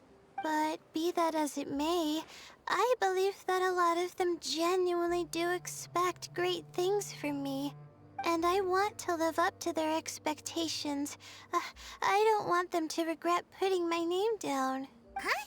But doesn't thinking like that put a lot of pressure on you? Of course, that comes with some amount of pressure for sure. But now I've thought about it, I don't feel like this is something I have to do. Instead, it's something I want to do. That may not sound like a huge difference to you, but it's helped me relax a lot. So don't worry about me.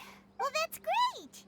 Also, now that I've relaxed, I'm suddenly really sleepy.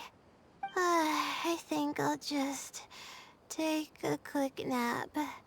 Just a quick one.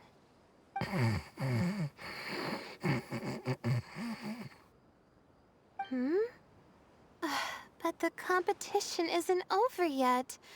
Oh, Layla. She's really a bundle of nerves, isn't she? Wait, you're... Good to see you too. It's nice to be out. Feels like I've been cooped up inside for quite a while. Well, since I'm here, I guess I should help her finish this. What are we supposed to be doing here again? Finding a ley line disruptor, was it? Let me see. Looks like she's basically gathered all the information she needs. It won't take long to wrap this up. Come with me, you two.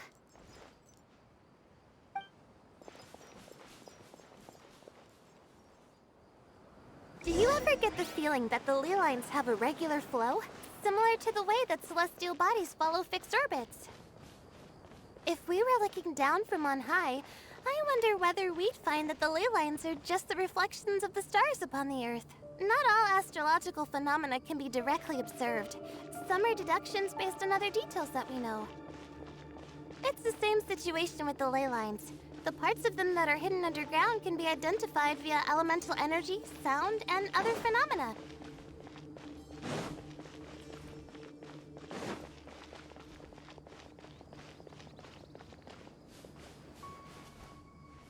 Plus, now that someone has shut one of the disruptors down, the contrast between before and after can provide me with further information still. Let me see. It should be here, I think.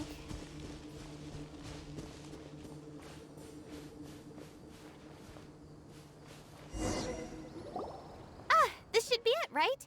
I'll turn it off. That should restore the ley lines in the area to normal. Nice work! Again, I didn't do any of the real work. I'm just wrapping up. She'll probably wake up soon. No doubt she'll be a little disoriented at first, but once she's got her bearings, she'll go and report that she shut down this disruptor. Will you be staying here for a while? Or are you going to check on the other contestants? Oh, time to check our locator. Whoa, it looks like Kaveh and Faruzan are headed towards the same place. Perhaps they're about to find the last disruptor. Also, speaking of Kaveh, he's an interesting one. Huh? Why do you say that? Before the second round, he had a chat with the other me. He said that worries can be like illnesses. They don't always have a magic cure. Sometimes you just have to endure them as best you can until they run their course. But the way I see it, his situation is much worse than my other self's. She just hadn't found what she wanted to do at the moment, which is why she felt lost. Kaveh, meanwhile, knows what he wants to do. He's convinced that he has to win, and yet he still seems conflicted. He doesn't have a second personality, but somehow he still seems that he's at odds with himself in some way. I don't know exactly how to describe it. It's like he's smiling on the outside, but there's no joy inside, only sorrow. Still, who knows? He must be more experienced than me. Maybe he's just better at dealing with it all than I am. But back to the topic of wrapping up. Shouldn't you be getting back to the action to record how everything plays out? Last one, then the round's over. Oh, true. Okay then, guess I'll be going now. We'll keep everything you said in mind. Kaveh and Faruzan were super confident at the start, but it turns out they're the last ones to find the disruptor. But between the two of them, who's going to get there first? Let's head over quick. It should be around here. Finally found it. Kaveh? Are you? Oh, Madame Faruzan. And here I thought you would have finished this round by now. Faruzan! Kaveh! Oh, looks like Layla's already done. I didn't expect that you and I would find a disruptor at the same time. How are the other contestants doing? Tainari and Hat Guy forfeited, while Sino and Layla are already done. You two are the only ones left. Huh? That's weird. Didn't you start digging really early on? Yes, I kept digging, but instead of finding a disruptor, I found a ruin. I fell down pretty deep, and it was completely dark in there. It took me quite some time to unlock the various mechanisms and return to the surface. That's actually really impressive. Finishing a week's worth of trials in such a short time. Huh. That's pretty amazing, Madame Faruzan. What about you? Why are you so late? I encountered a lot of lost desert foxes along the way, and I brought them to the outskirts of the competition zone. When I came back, I was absolutely parched. And then I blacked out. Probably from the heat, you know? When I woke up, it was already night. I used the last of my strength to come here. A most curious reason indeed. But are you sure you're all right? It sounds like you were in an incredibly dangerous situation. You said you were familiar with the desert, but the way you handled problems... It does feel rather at odds with your title as a genius. It was problematic, but that had nothing to do with me being a genius. It was my decision. The way I did things wasn't optimal, but I wouldn't have been comfortable not doing it either. my conscience would have weighed on me. Youths these days, each stranger than the next. But back to the main issue at hand. Since we are both very certain that this is where the final leyline disruptor is, let's dig it up then. Well, this is indeed it. Of that there is no doubt. But how shall we count the score this time? What is it, youngster? You seem relieved. Oh, nothing. I was just thinking that this round's finally over. There shouldn't be any more innocent creatures getting wrapped up in danger. As for the points, I guess we can draw lots again later. I can't think of anything better. All right, in that case, let's all head back to Aru Village. Paimon thinks you'll both need some water and rest.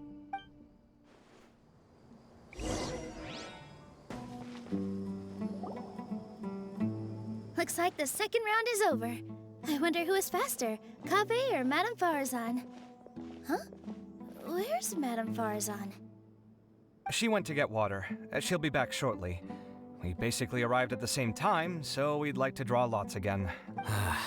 You get caught up in some things so easily, like drawing lots. I'm not caught up in anything. Don't make it sound like I take pleasure in having bad luck. Really? Then should I say that you have a curious affinity for drawing lots? I'll go get the box and slips of paper for the lots. Please wait a moment. Oh, here we go again. Let's see how I fare. I got it! Did you see that? I won! Congratulations! Looks like Kaveh's luck's taking a turn for the better! Oh, finally! After all this time! It looks like you've been rewarded for your tribulations in the desert. This round's points are yours. And with that, our second round is done. Sino, Layla, and Kaveh are our victorious contestants. As for the current standings, let me see. Sino and Layla both have 4 points, putting them both in first place. The rest in descending order are Tainari, Farazan, Kaveh, and Hakai. The next round will be the final one. Please rest up before then, everyone. I heard that some stalls at the Wisdom Gala are debuting new games, so feel free to drop by if you're interested. Otherwise, see you next round. It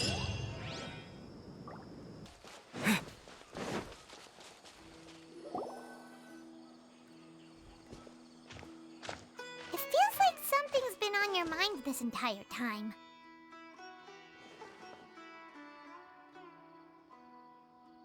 Traveler, Paimon. I finally found you. Finally? Did something happen?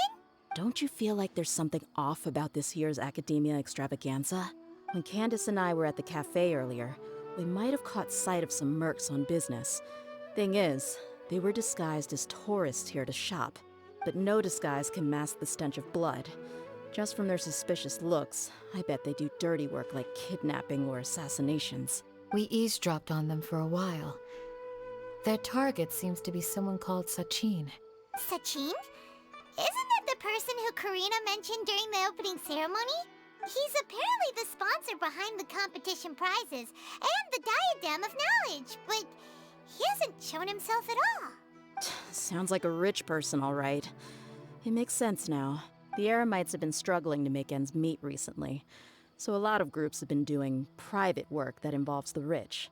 In their words, one gig sets you up for half a year. Just one job like this nets them enough mora to take it easy for a while. The extravaganza has brought many tourists to Sumeru City all at once, so it's likely that they took advantage of the bustle to sneak in. Dia and I wanted to directly capture them, but they were on guard and made some excuse to slip away. I would have tied him up if it wouldn't have caused a scene. Who's legally supposed to take care of this kind of thing? The Matra or the Corps of 30? If Sino were here, he'd definitely get involved. Why don't we head over to the Akademiya and tell Matra? Thanks a million, you two. Not at all. It was coincidence on our part as well. Yeah, don't sweat it. The Eremites' reputation is gonna get even worse if these scumbags succeed. But this is Sumeru City. Candace and I don't have as much freedom to act here, so we're leaving this in your hands. Should you require our aid, come find us at the cafe.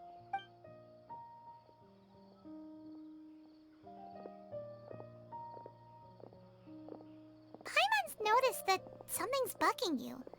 Is it the extravaganza? 'Cause Paimon's starting to think that there's more than meets the eye here, too. But thinking like this isn't doing anything. Let's just go find a mantra.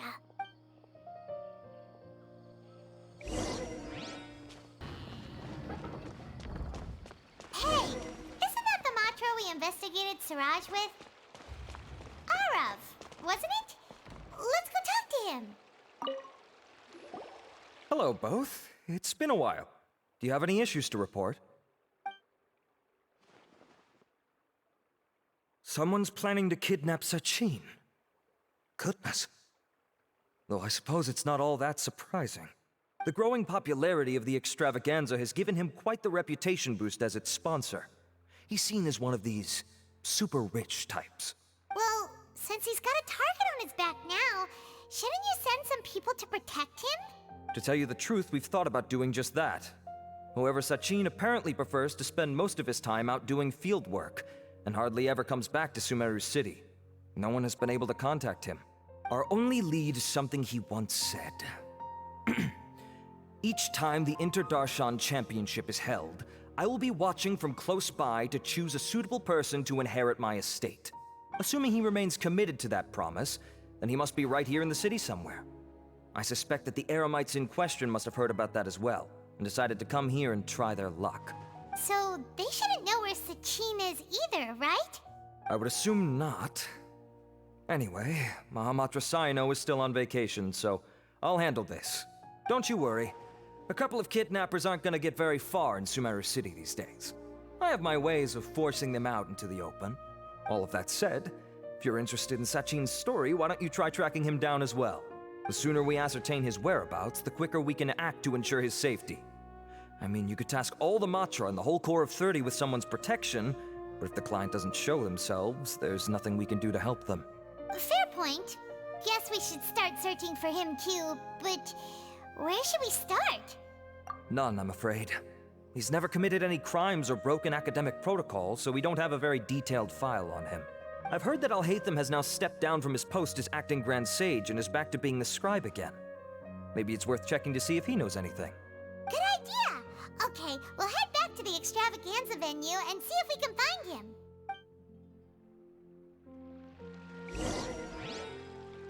Rest assured that I will bring these criminals to justice.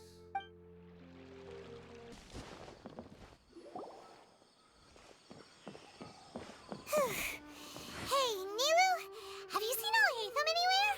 Alhaitham? Why, what is it? We're trying to track down someone and we need him to pull up some records for us. Oh, I see. Sorry, I don't know where he went. He's always the first to leave after the competition ends, and he never tells anyone where he'll be going. Huh. Yeah, actually, that sounds about right for him. Let me think. To be honest, he doesn't seem very interested in the extravaganza, so he probably doesn't stick around longer than he has to. To him, being a commentator is just extra work he was roped into. Do you guys know of any places he'd go after work?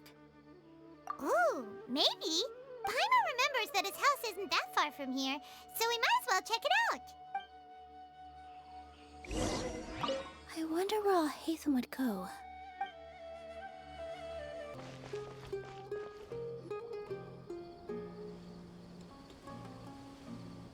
Let's try knocking.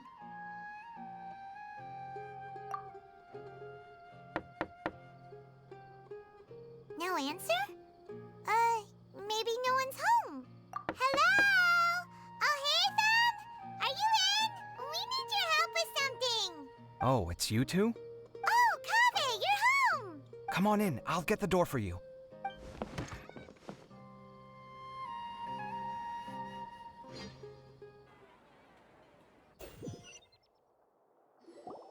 We didn't hear a peep when we first knocked. We thought no one was home. Well, I can't be too careful. If someone from the Akademiya came here looking for Alhaitham, and I opened the door for them without thinking, before long the whole city would know that I'm living here. You're pretty conscientious about this, huh? So, what happens if someone comes inside looking for him while you're at home? It's fine, as long as I stay in my own room. Anyway, why would someone just barge in here looking for him? Most people have better things to do. Fair enough. So do you know where he is at the moment? What do you think? Who knows what he does in his free time? All that matters to me is that he's out of the house. I wouldn't call it that. He's just incapable of saying anything pleasant at all. I told him how the second round went. I won the lot draw, remember? Because of good karma, of course. My luck's on the rise. But him, being him... Ugh, you wouldn't believe what he said after I was done talking!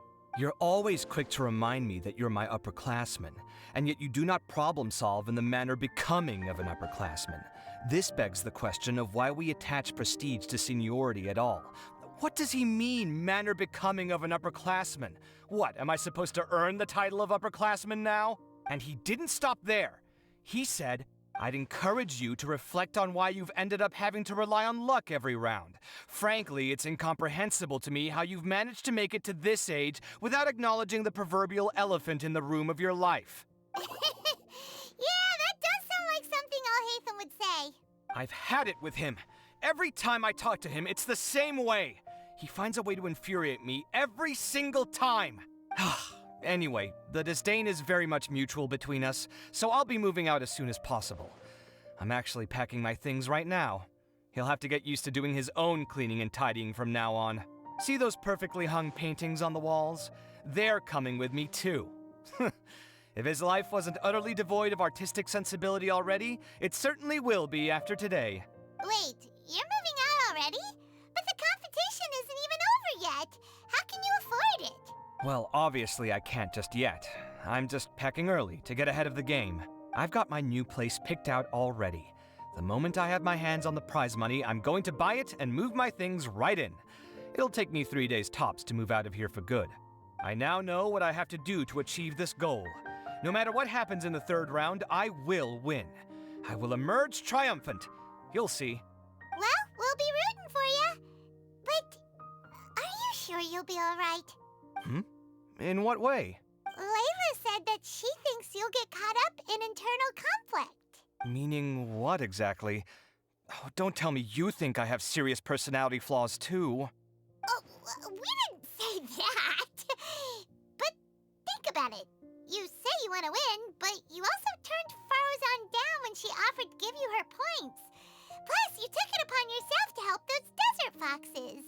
Wait, what's so unusual about all that? I gave you my reasons. I would have felt guilty otherwise. Where's the conflict in that? Well, when you put it like that, yes, why indeed? It's a good question. I guess it's just in my nature. Plus, if I just did nothing, then there'd be no escaping the blame if something bad came of it later down the line. But thinking like that all the time must make your life so exhausting. Not to mention that by helping out, you put yourself at risk. Fainting in the middle of the desert, for example. Was that really worth it? It's complicated. Look, let's maybe leave this conversation for another time. What was it you needed Alhaitham's help with, anyway? Sachin? Huh. He did actually mention a Sachin recently. I remember he brought a few documents home that day. He was thinking out loud as he looked through them, making some notes and doodling as he went. He even suggested that I should take a look, but I didn't. Give me a moment. Let me go find them.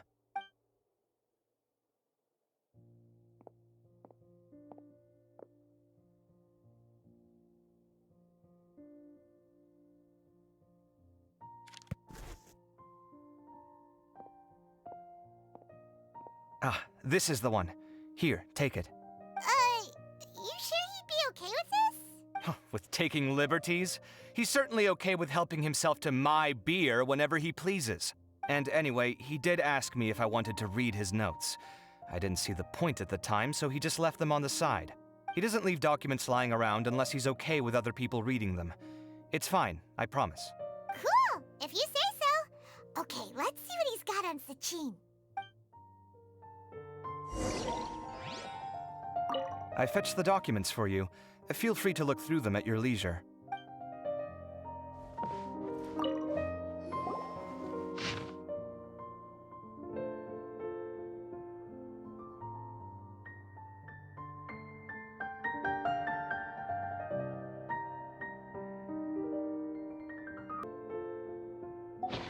was a lot of information. Paimon's getting a headache.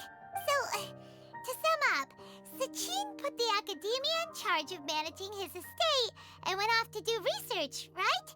He even said that if he really liked one of the contestants, he wouldn't just give them a reward, but his entire estate as well. Oh, that must be worth heaps and heaps of mora. What? Are you serious?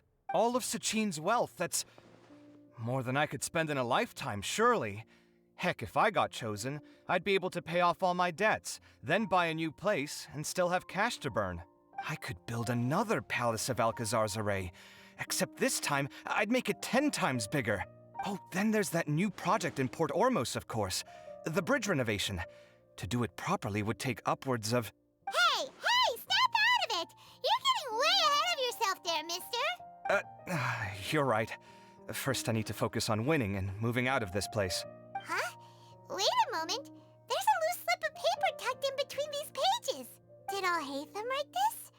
It looks like he was jotting ideas down as he was thinking things over. Let's see. 2 phrases have been circled. Sachin, dead or alive, unknown. And diadem of knowledge. Some of this stuff is just plain incomprehensible. Is this written in some other language? Let me see. Huh. I recognize this script. Give me a second. Lofty ideals may provide no defense at all against nihilism, but perhaps little decisions can. That's a rough translation anyway. I can't guarantee it's 100% accurate. There's another smaller line of text underneath.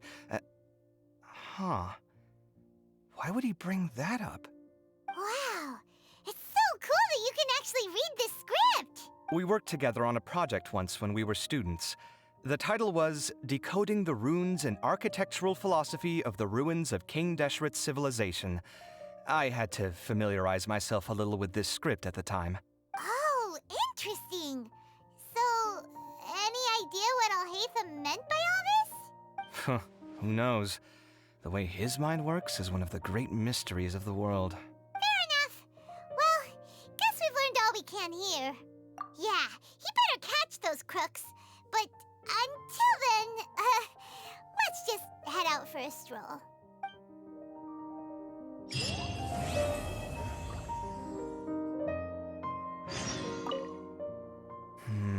Little decisions. What could have been going through his mind when he wrote that?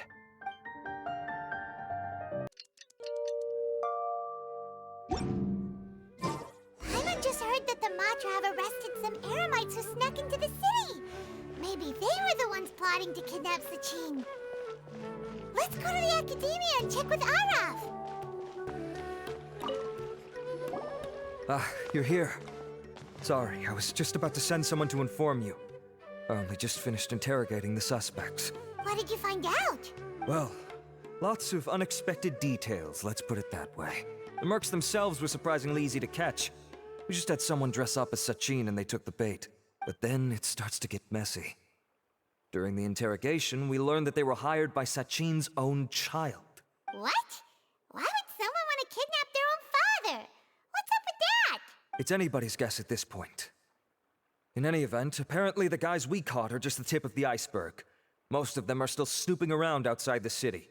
We're diverting manpower as we speak to try and round them all up. Would you like to come along? Sure! Let's go get to the bottom of all this!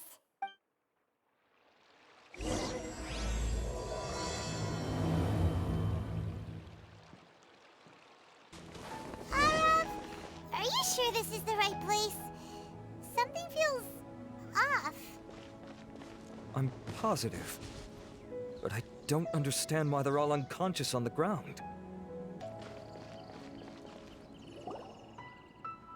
Boss, we got more company.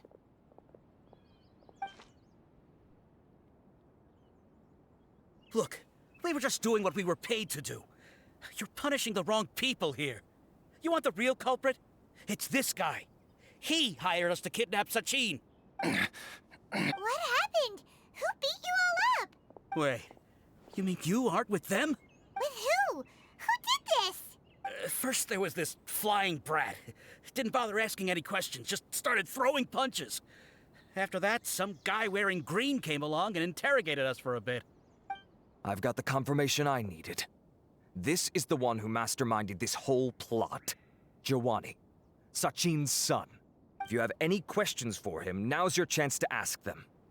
When you're done, I'm arresting them all and taking them back to the Akademiya for further interrogation.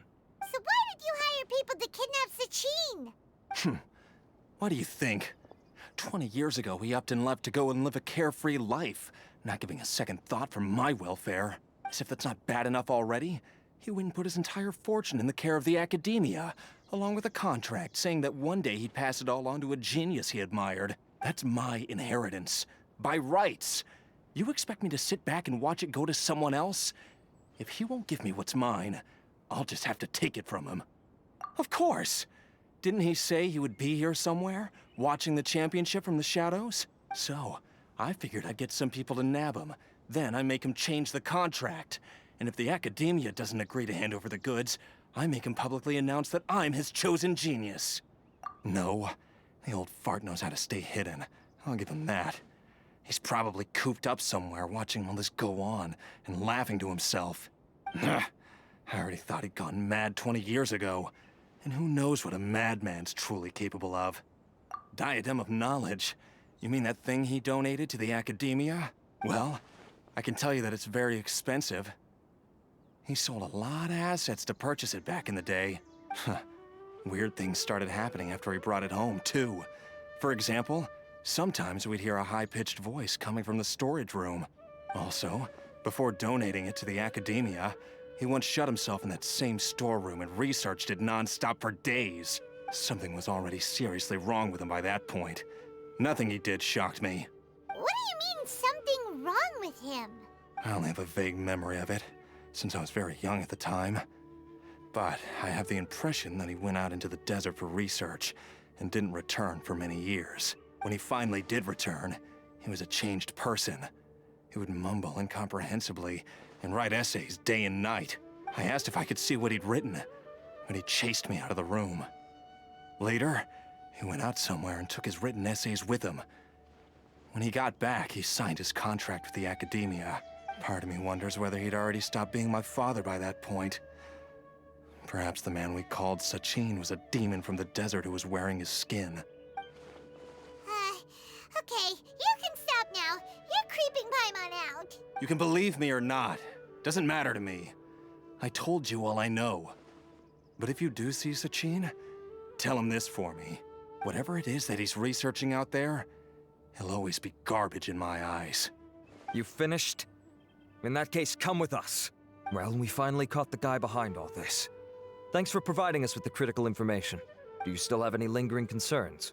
Yeah! Al-Haytham's notes do mention that item. Scribe Al-Haytham looked into this matter. Understood. Well, if you believe there to be an issue with the diadem, I'd suggest contacting the organizers and getting them to pause the competitions while we investigate. That makes sense. Okay then, let's get back to the venue. We need to tell Karina what's going on.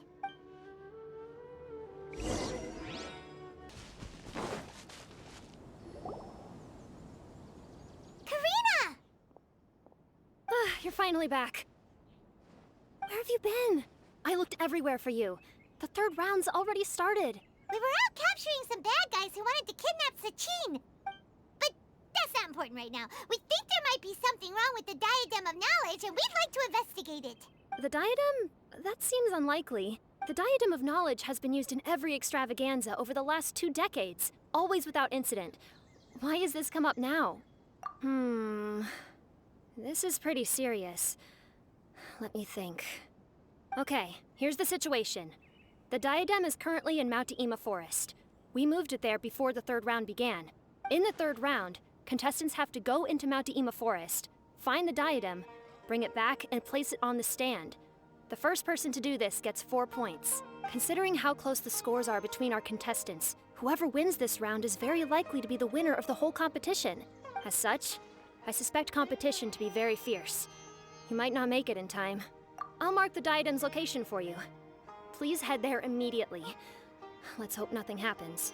All right, let's go. weird. The locator stopped working. Is the forest interfering with it? Ugh. Let's just go grab the diadem. Why this year? Uh-oh. This place looks empty. Did someone already take it? Well, we might as well head back and see if anyone's turned it in.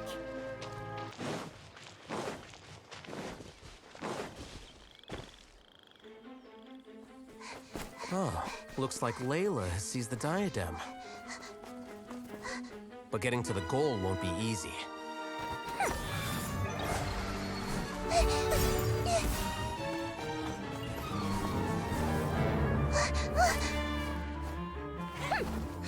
That guy enters the fray.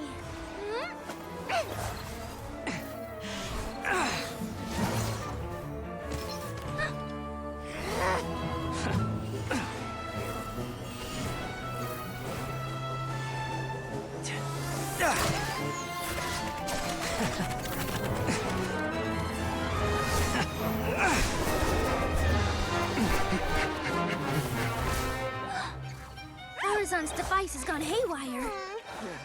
The competition is heating up. Oh. And here's Kaveh bringing up the rear.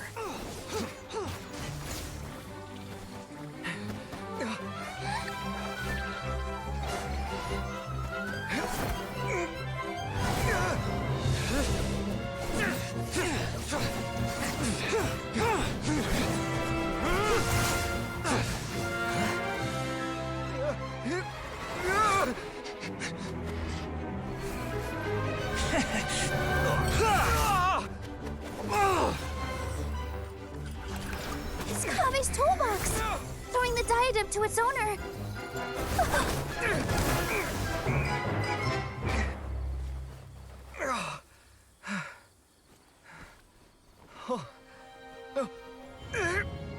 Yes, that's right. Put the diadem in place, and you shall gain all you desire. Who are you? I need you to get out of my head! I am confident that you will not disappoint me. What just happened to me?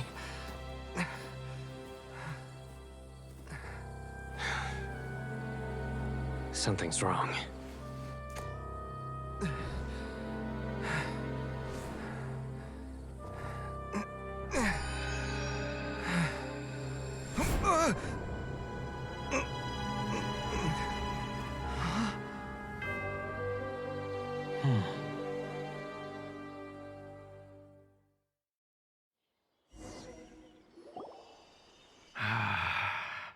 At long last, someone to inherit my estate, and with it, my research. Come, Kaveh. Come to me, my child. How do you know my name? Who are you? I am Sachin. Well, to be precise, I am but a fragment of Sachin's mind. Fate is a curious thing. Seeing you reminds me of another I once met. But you are made of sterner stuff than he. More cognizant of the trials and tribulations of this world. It is you who are worthy to inherit all that I once owned. We meet for the first time, children. But what I mean to say now is of utmost importance. So please, pay attention and bear witness. You have all performed outstandingly in this Interdarshan Championship. The Akademiya has many rare talents among its ranks, and you are the creme of the creme. But if I were to choose a successor, I would choose you, Kaveh. Not only because you were victorious, but also due to our similarities in character. Me? Similar to you? Why, yes. Both of us have the misfortune to be idealists. And that is the source of our misery. 28 years ago, I came to the desert and lived there for 8 full years. What do you think I saw there? Alas, endless strife and slaughter, conflict over water sources, robbing of merchant caravans, exploitation of the people relentlessly, day after day. Beyond the wall of Samiel lay a completely different world from the one I knew. The things I witnessed there tormented me greatly. I wished desperately to find a way to save them.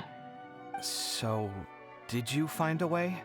As a Vahumana scholar, I tried to use Vahumana knowledge to find the answer. I researched history and anthropology, performed countless experiments on human nature, and even sought out the scholars living deep in the desert who called themselves the Lost Darshan. But in the end, I found that the answer I sought simply did not exist. It was not possible to simply assign blame for these transgressions to any one party, for the sins are carved into humanity's very nature. Our nature begets conflict, and conflict begets destruction. This is the inexorable truth. The aim of my research was to draw lessons from history. But what I discovered was that history offers no such guidance. Things can only ever go from bad to worse. After this realization, I could no longer see the meaning in anything that I had ever learned. Consumed by an overwhelming sense of emptiness, I could no longer bear to face life. And so, I decided to bring my life to an end. But before I went through with it, a strange twist of fate led me to come into the possession of this diadem, which has the ability to preserve part of one's consciousness. Into it, I placed my experiences before requesting that the Akademiya manage my estate. As I thought, the contract you signed with the Akademiya was in essence your will. But if you'd given up hope on this world, why did you feel the need to do this? I mentioned that I had performed a great many experiments concerning human nature. You may regard this as the very last experiment of them all. The Akademiya has no shortage of genius talents, nurturing the brightest minds of every generation. And so, with a handsome reward to draw out the worthiest of individuals, my hope was that one day, I would find one who could untangle the mystery of human nature once and for all, and help to move the world onto a better path. I see. So you desired a successor who was not only a genius, but who also understood the suffering of ordinary people. Such a person would have a clearer understanding of humanity, society, and the world. Huh? But did you ever consider that wealth numbs the human heart to the pain in the world? Even an idealist may be incapable of following through on your wishes after inheriting your wealth. You are highly intelligent, yet you are not the sort of person who would understand my line of thinking. To me, this is also part of the experiment, part of my investigation into human nature. Whether my successor suffers as a consequence of my research, or succumbs to an indulgence in pleasure-seeking, my research will have progressed. I grieve the fundamental sickness of the world. I regret the unbearable weight of its history. And I lament the research that I failed to complete. And this, Kaveh, my dear child, is why you will be of great utility to me. You're absolutely certain that you want to give me everything you owned? For me to do with as I please? I have faith in what I see in you. Now wear the diadem, Kaveh, and complete the journey that I could not.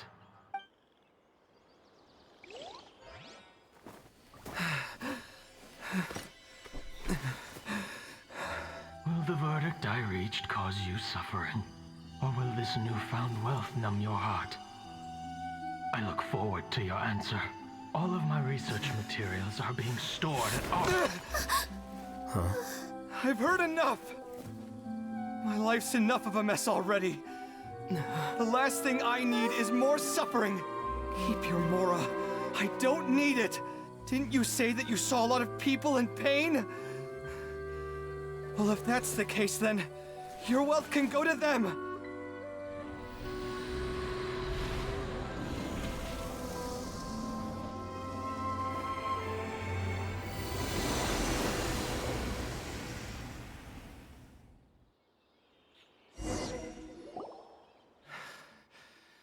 I guess that'll be the end of that. Are you all right? Any physical discomfort? I'm fine. Thanks, Tainari. Don't worry about me. Don't push yourself too hard.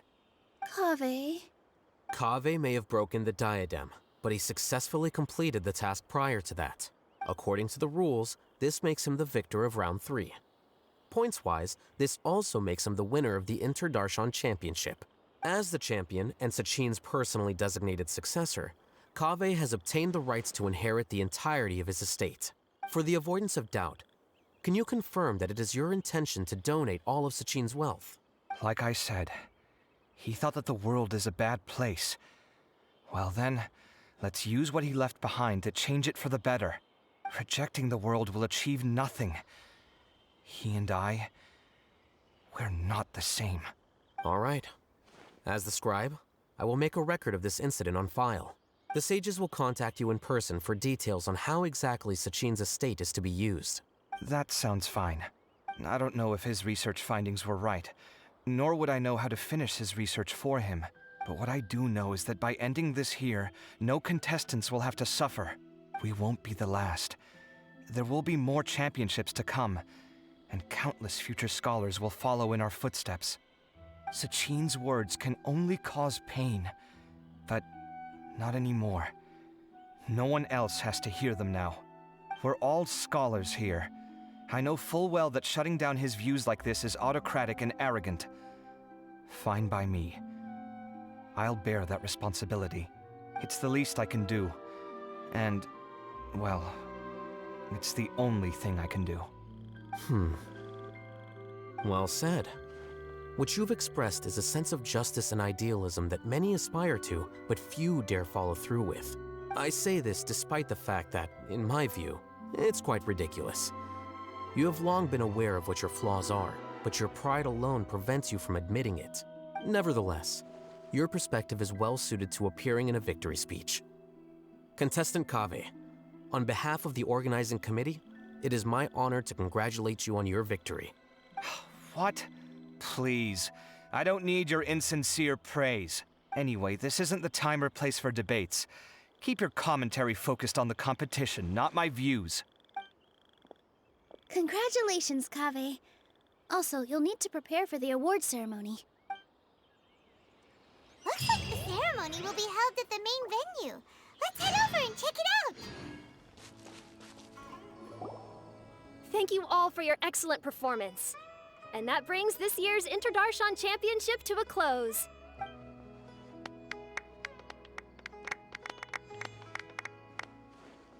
Finally, it gives me great pleasure to invite our champion, Kaveh, to the stage to receive his award.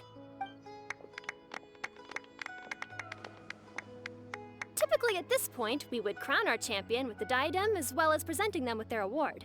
However, we have just received word that Kaveh has inherited Sachin's estate and made the decision to donate it all to charitable causes. Sachin's estate is getting donated? So much, Mora.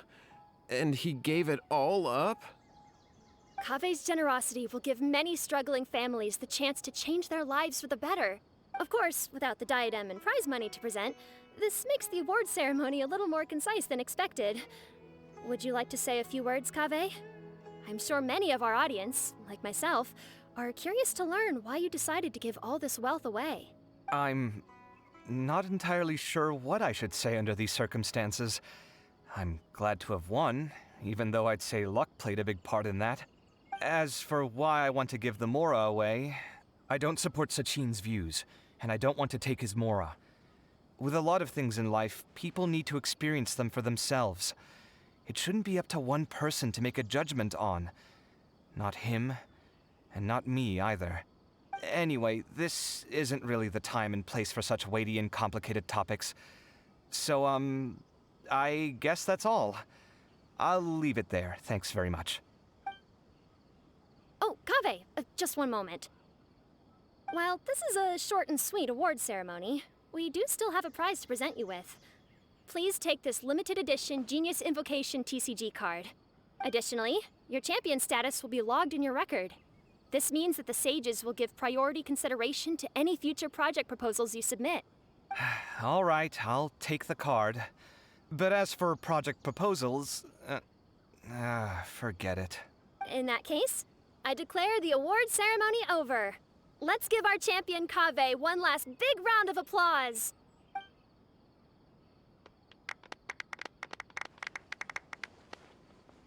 I still don't really get it. The sum of Mora would have been enough for me to live in luxury for my entire life. That just means you're not strange enough to understand the way that geniuses think. Come on, we've still got the whole Wisdom Gala to explore.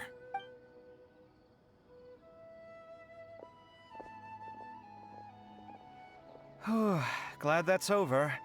I think I'm quite good at giving speeches, but this one was just so tiring. Do you mean that you're still exhausted from the competition? Honestly, you don't look happy at all, but whatever else happened, you're the champion, you know? Don't you think you should be proud of that? I suppose. Oh, wait. Sino said he wanted the card, didn't he? And now I have it, right here. So you're gonna give it to him? But if it's a rare one, you should be able to make a tidy sum of more off it. Why would I do that? It's of no use to me whatsoever. I may as well just give it to him. Could you pass it on to him for me when you next see him? Whoa, whoa! This is a super big deal! You should do it yourself! Come on, let's go find Sino. Huh? But I was gonna rest for a while longer. Hey, stop pulling my hair!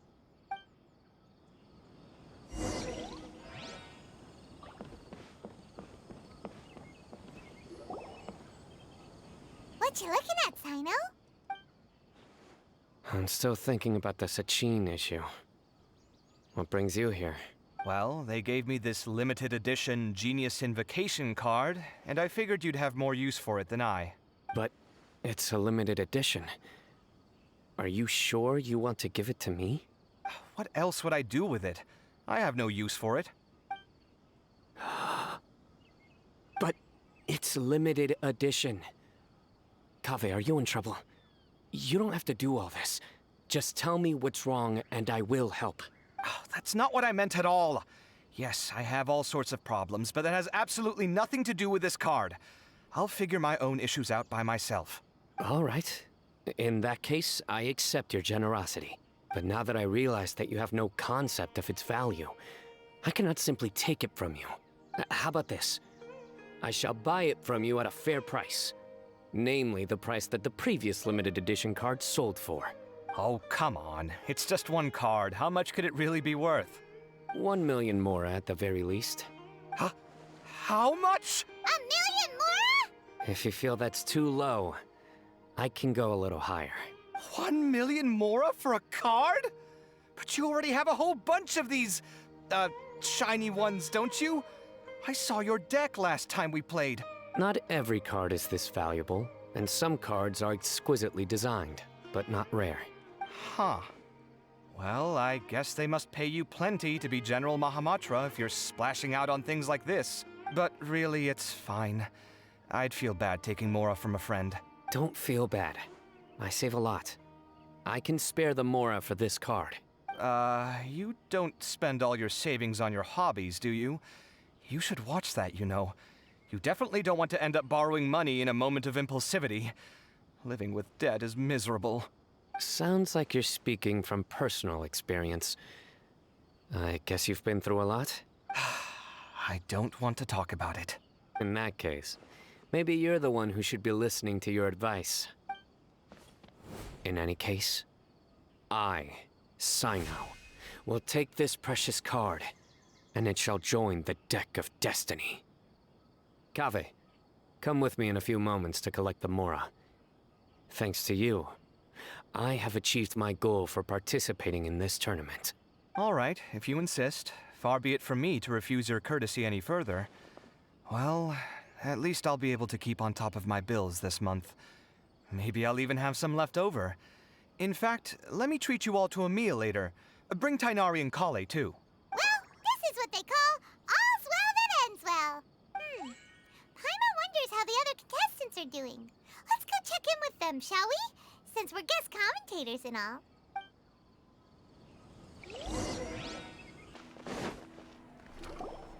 I'm telling you, you can't go wrong taking advice from me on what to wear. Back in the day, my fashion style was considered cutting edge by everyone in the academia. Really? Well, then, sure, Madame Farazan. Maybe you could pick out a few fashionable outfits for us. Farazan! Nilu! Even Dia and Candace are here! What are you all up to? Candace and I bumped into these two while we were strolling through the streets. Madame Farazan here is pretty friendly. When she heard that we were buying clothes, she decided to give us some help. I don't really see anything I'm familiar with. Never mind. We can purchase some textiles and make the clothes ourselves. Let's go with the plain fabric as our base. And embroider red and pink flowers on. Oh, and some green leaves. Oh, wait a sec. You sure that's the latest style? That sounds a lot like what the older folks back home would wear. Don't worry. This style is a timeless classic. No thanks. This is actually sounding pretty weird. Wait. Madame Farazan's right. That style is a classic, and used to be mainstream fashion. But these days, there are some other options too. If you don't mind, how about I pick some clothes out for everyone? It's not often that we get to meet up, especially since Candace rarely makes it to Sumeru City. Also, I know a few places where I can get a great bargain. Sure. I'm happy to leave it to you. I'll come with you to have a look. One always has to keep on top of what the youth of today are into. Madame Farazan? Come quick, she's over here. Who are you? We're new in the Akademiya. We saw all the amazing things you did during the competition. Do you have any classes we could sign up for? Of course I do.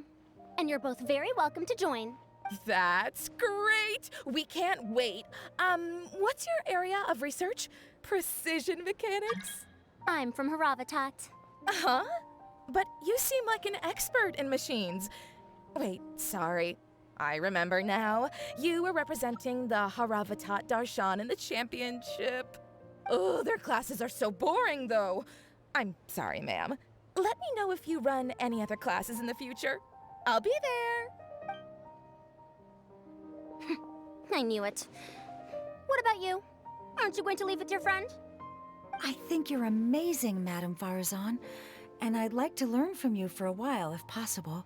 I can take the class you're teaching as an option, even though cross-Darshan lessons might be a little tough to arrange. But I look forward to learning from you. I see. You're a good egg, child. Don't worry. Study under me, and I promise you, you will get the best teaching available. Thank you so much, ma'am. Well, I won't disturb you any further. See you in class. I don't quite understand what happened there, but congratulations, I think. Traveler, Paimon, would you two like to come and pick out some clothes? Sorry, we can't. We've got a meal with Kaveh later, and we have to check in with all the other contestants before then. Oh, by the way, have any of you seen Hat Guy or Layla? I don't know where Hat Guy went. We just saw Layla not too long ago, though. But she was hanging out with some other Ratahoa students, so we didn't get a chance to speak with her. Are you gonna go and see what she's up to? Ratahoa students? They must be the ones who voted for her to enter the competition, right? Oh, she didn't end up winning, so Paimon wonders how they feel about that. Let's go take a peek. If you don't come to Sumeru City often, classic floral designs aren't a bad choice. Those don't really go out of style. And of course, since you're putting this on your body, you need to consider the type of fabric the clothes are made from. Some materials might look stunning, but they can be terribly uncomfortable to wear. Agreed. After all, is fashion not the constant phasing in and out of classics? In that sense, you could always consider the style I suggested too. Wait, sorry, ma'am, but I think it could be quite a while before the style you recommended comes back into fashion. I actually think the style recommended by Madame Farazan is quite beautiful. Isn't it just? You have a discerning eye, my dear.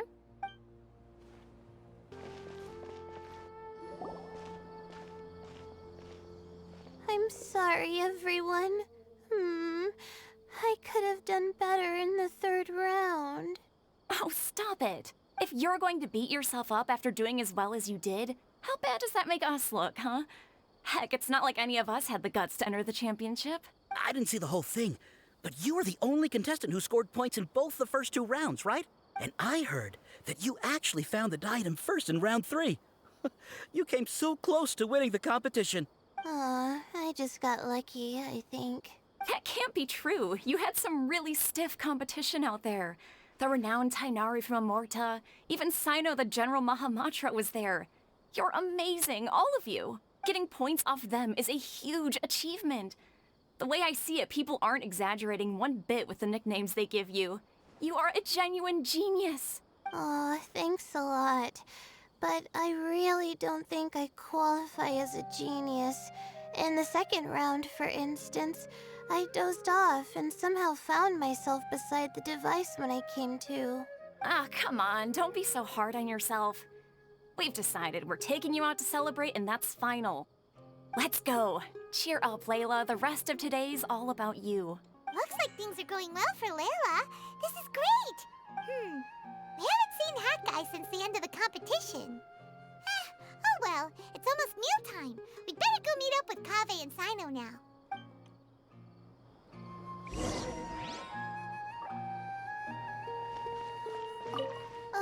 I can't believe it.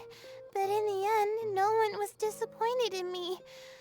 What a relief. Finally,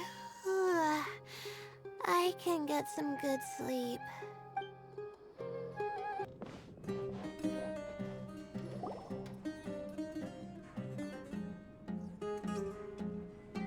Are you sure you have enough to cover this? Don't blow it all at once. Don't worry, I budgeted very carefully, and this is well within my means. Anyway, I've lost count of how many times you've treated me. It's high time I return the favor. Oh, Traveler, Paimon, over here! Ooh, look at all this! Good food, here we come! I heard that you went to see the other contestants. How's everyone doing? Farazan found herself a student, and Layla's classmates are bowled over by how well she did. We couldn't find Hat Guy, though. Who knows where he's gone? Alhaitham's gone missing in action, too. Huh. The one time I'm actually in a good enough mood to treat him to a nice meal, he disappears without a trace. That guy. Where the heck could he have gone? I still have questions about that note he left. Well, whatever. He can do what he wants. Now, let's eat.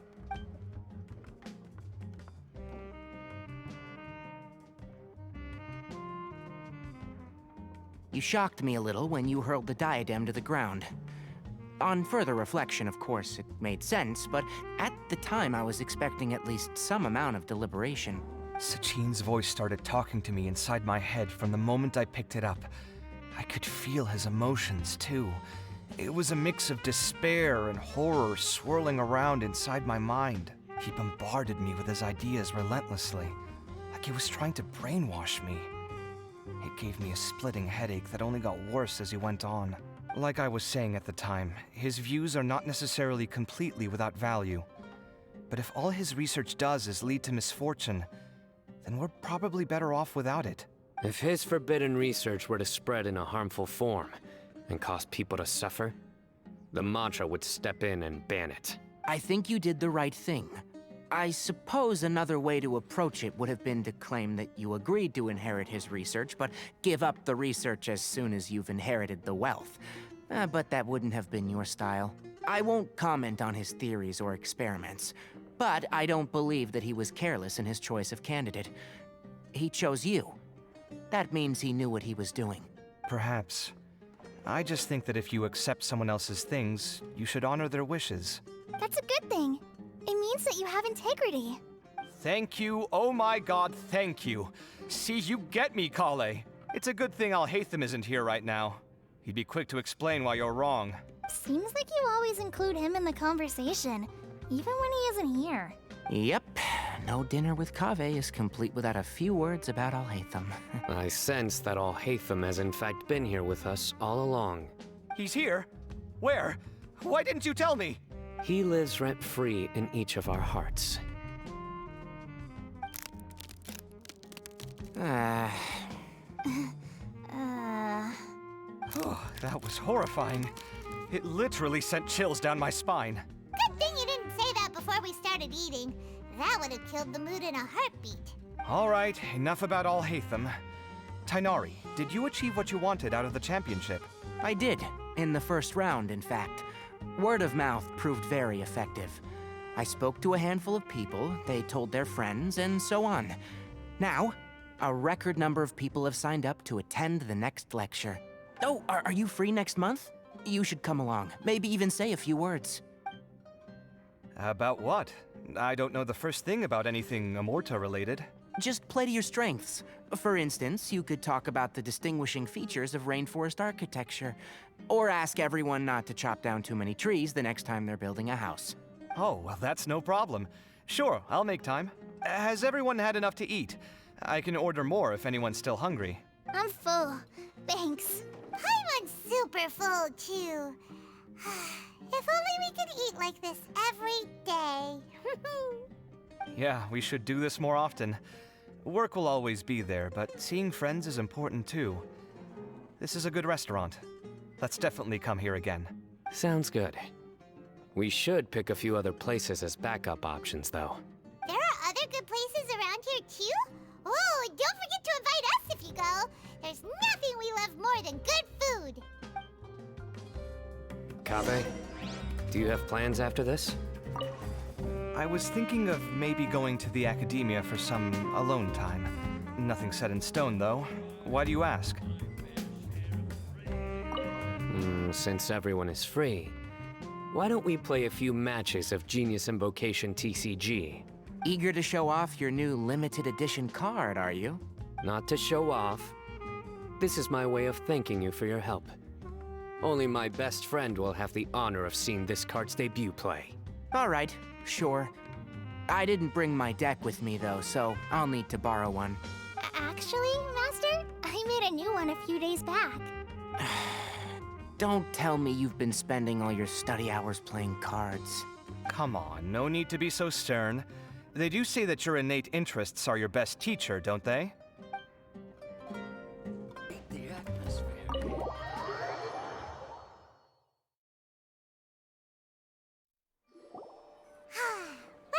It looks like this Inter-Darshan Championship's a wrap. All that stuff with Sachin and the diadem got sorted too. Have you still got anything else on your mind? Oh, right. Yeah, Sachin said that he placed his research materials at somewhere beginning with but Kaveh smashed the diadem of knowledge before he could finish. It might be dangerous if someone finds his old research stash, right? Where do you think it could be? Holy smokes, you're right! He said he spent all the time researching in the desert, didn't he? So it's very possible that that's where he'd leave all his notes. All right then, let's head off to Ara Village and try our luck!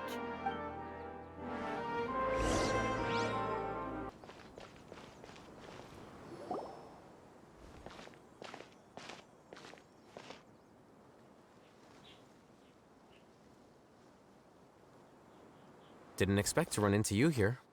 Oh, hey, Thumb. What are you doing here? And what are you reading? Are those? Sachin's notes? Yes. I came across his profile while I was organizing some documents and became interested in his research. If it wasn't for that, I never would have agreed to being a commentator. I had a hunch after seeing the fragment of his mind, and sure enough, I came here and found his research. Wait! So, you've read it already? Are you alright? How do you feel? I think you may have misunderstood something.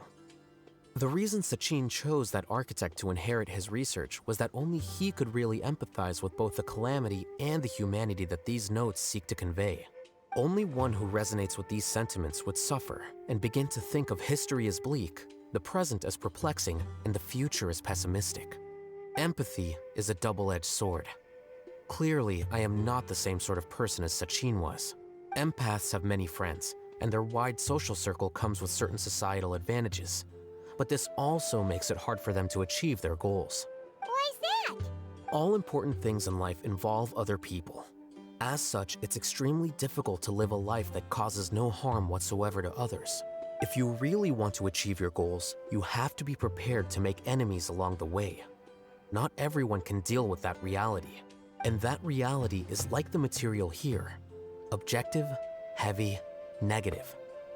But at the end of the day, for all these experiment results and conclusions, it's just one person's perspective, Sachin's. So, what are your thoughts now that you've read it? As a scholar, Sachin was without a doubt a genius. He laid the blame for the darkness in the world squarely on humanity, experimented extensively with reliable results, and drew logical conclusions. In that sense, one might say his views were correct. So, people are bad? And things can only ever get worse? All of that's true? That is not a question for me to answer. Someone else will arrive shortly. You can ask them instead. All I will say is that the world is not built on correctness alone. Sometimes, being correct means nothing at all. Lofty ideals may provide no defense at all against nihilism, but perhaps little decisions can. By their own choice, the idealist seeks to bring happiness to all while denying themselves the same. Thus, they shall never reach even the borders of truth until they wipe away the ignorance that blinds them. I've never been able to agree with certain philosophies.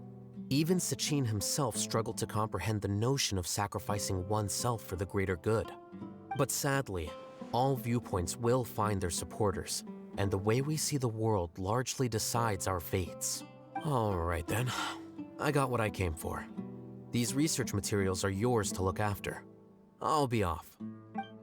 Wait, so you came here just to read this stuff? You missed out on a big get-together, you know. Get-together? Ah, yes, that makes sense. This is a good opportunity for that sort of thing. Guess what? Kaveh treated everyone this time. Then I'm sure he packed up the leftovers for me. See ya.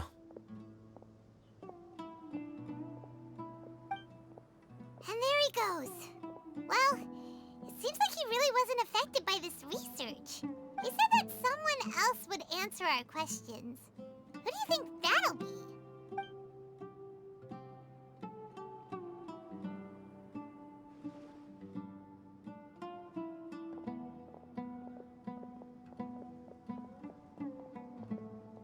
Traveler, Paimon, you're already here. Nihira! Oh, and that guy. Wait, so you asked him to take part in the championship? Yes, it was me. Are you surprised?